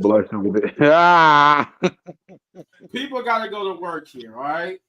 Jesus Christ. It's 10 o'clock. People got to get to work in the morning. And yes, I have to do my homework. He wants me to go on a 20-minute tirade about You got to do homework. Yeah, I got to turn it in. Oh, shoot. My bad. But anyway, so we're gonna get out of here, guys. This has been a good, productive. I don't think we've done actually a review like this in a minute, where we just really got into the nuts and crannies of this pay-per-view and the implications of it. So hopefully we can do this again sometime. You know, for Saudi Arabia and Crown Jewel. Oh God, Jesus. Yeah. You get on me about Sexy Red. You gonna make you be Crown Jewel. We gonna make you do it by yourself. Nah. Nah. What if they put Yeah. I'll be damned if I do Crown Jewel by myself. Now, what if they did that though? What if they did that? Yeah, we're gonna get out here. So everybody, we know how we sign off, right? We know how we sign off. Resident Pick Podcast, baby. Oh, almost forgot. If you want to follow us on YouTube, I almost forgot about that part. I jumped ahead of myself. Look, this for the most part, this is our YouTube names. For Leo, kicking it with Leo, get over there and subscribe to his channel, man. Run those like, subscribe, and share buttons. So do all those great things for him. Same thing with Chris Resident Views. This man's almost to the first YouTube plaque. That's Made big like news. 70,000 now. Yeah. 30,000 away from the first YouTube plaque. Let's get this man 30,000 subscribers and get him there. And hopefully he don't turn on us because of that Karen Cross picture. I'm still come on. Oh man, from last Saturday. Yeah, I don't know. Karen Cross was talking some devious stuff. You see what he did with Xavier Woods And then with the Miz. He going Chris gonna turn when he get the plaque. Yeah, he gonna turn. So once he get the plaque, he gonna turn. You know, this is how the turn gonna happen. We all gonna meet up for like WrestleMania, and we gonna be like, look, we celebrate Chris's plaque, the 100,000 subscribers. He gonna be like, yeah. We gonna turn around. He gonna take the plaque. Wow! Oh no! The Shield style. He gonna hit one of the back. He's gonna fall like Roman Shield style. We're gonna be like, Chris, why? Chris, why? You just go see Karen Cross just standing in the background talking something. Yeah, that's what we talked about. That's what we talked about, Chris. But get over to my channel a little bit, man. Game as you see spelled here. Run up the like, subscribe, share on that channel too. I think Punch, you got a channel as well, right? Y'all go follow me on No Regrets, La Familia. That's gonna be my music channel and my wrestling channel as well. Y'all go follow me on TikTok at Wrestling Pit Podcast. Also on Facebook. Y'all can follow me there as well. I'm crying. You got so many. Yeah, I know, right? Instagram. Y'all can follow me on there too.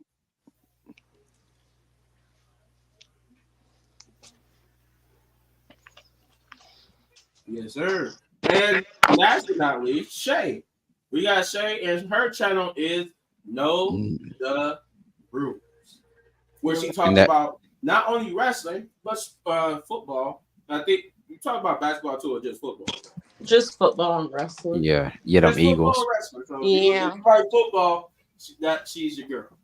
Yeah, just like that eagle that went flying almost to my car today. Almost hit him. Actually, don't do my team, okay? Thanks. But now, with that out the way, did you do the one thing I always say to do first, though? Before you do all those channels, subscribe to Wrestling Pit Podcast. I wanted to catch you guys off guard. See, y'all guys remember, Wrestling Pit Podcast is the channel you do first, because this is what brings you this entertainment. So, like, subscribe, share, hit all those buttons. It's for the right over there. Right over there in the corner there. So, with that being said, we're going to get out of here. All right. And I'm out. As we say, Wrestling Pit Podcast. Baby. Wrestling Pit Podcast, baby. Yes, sir.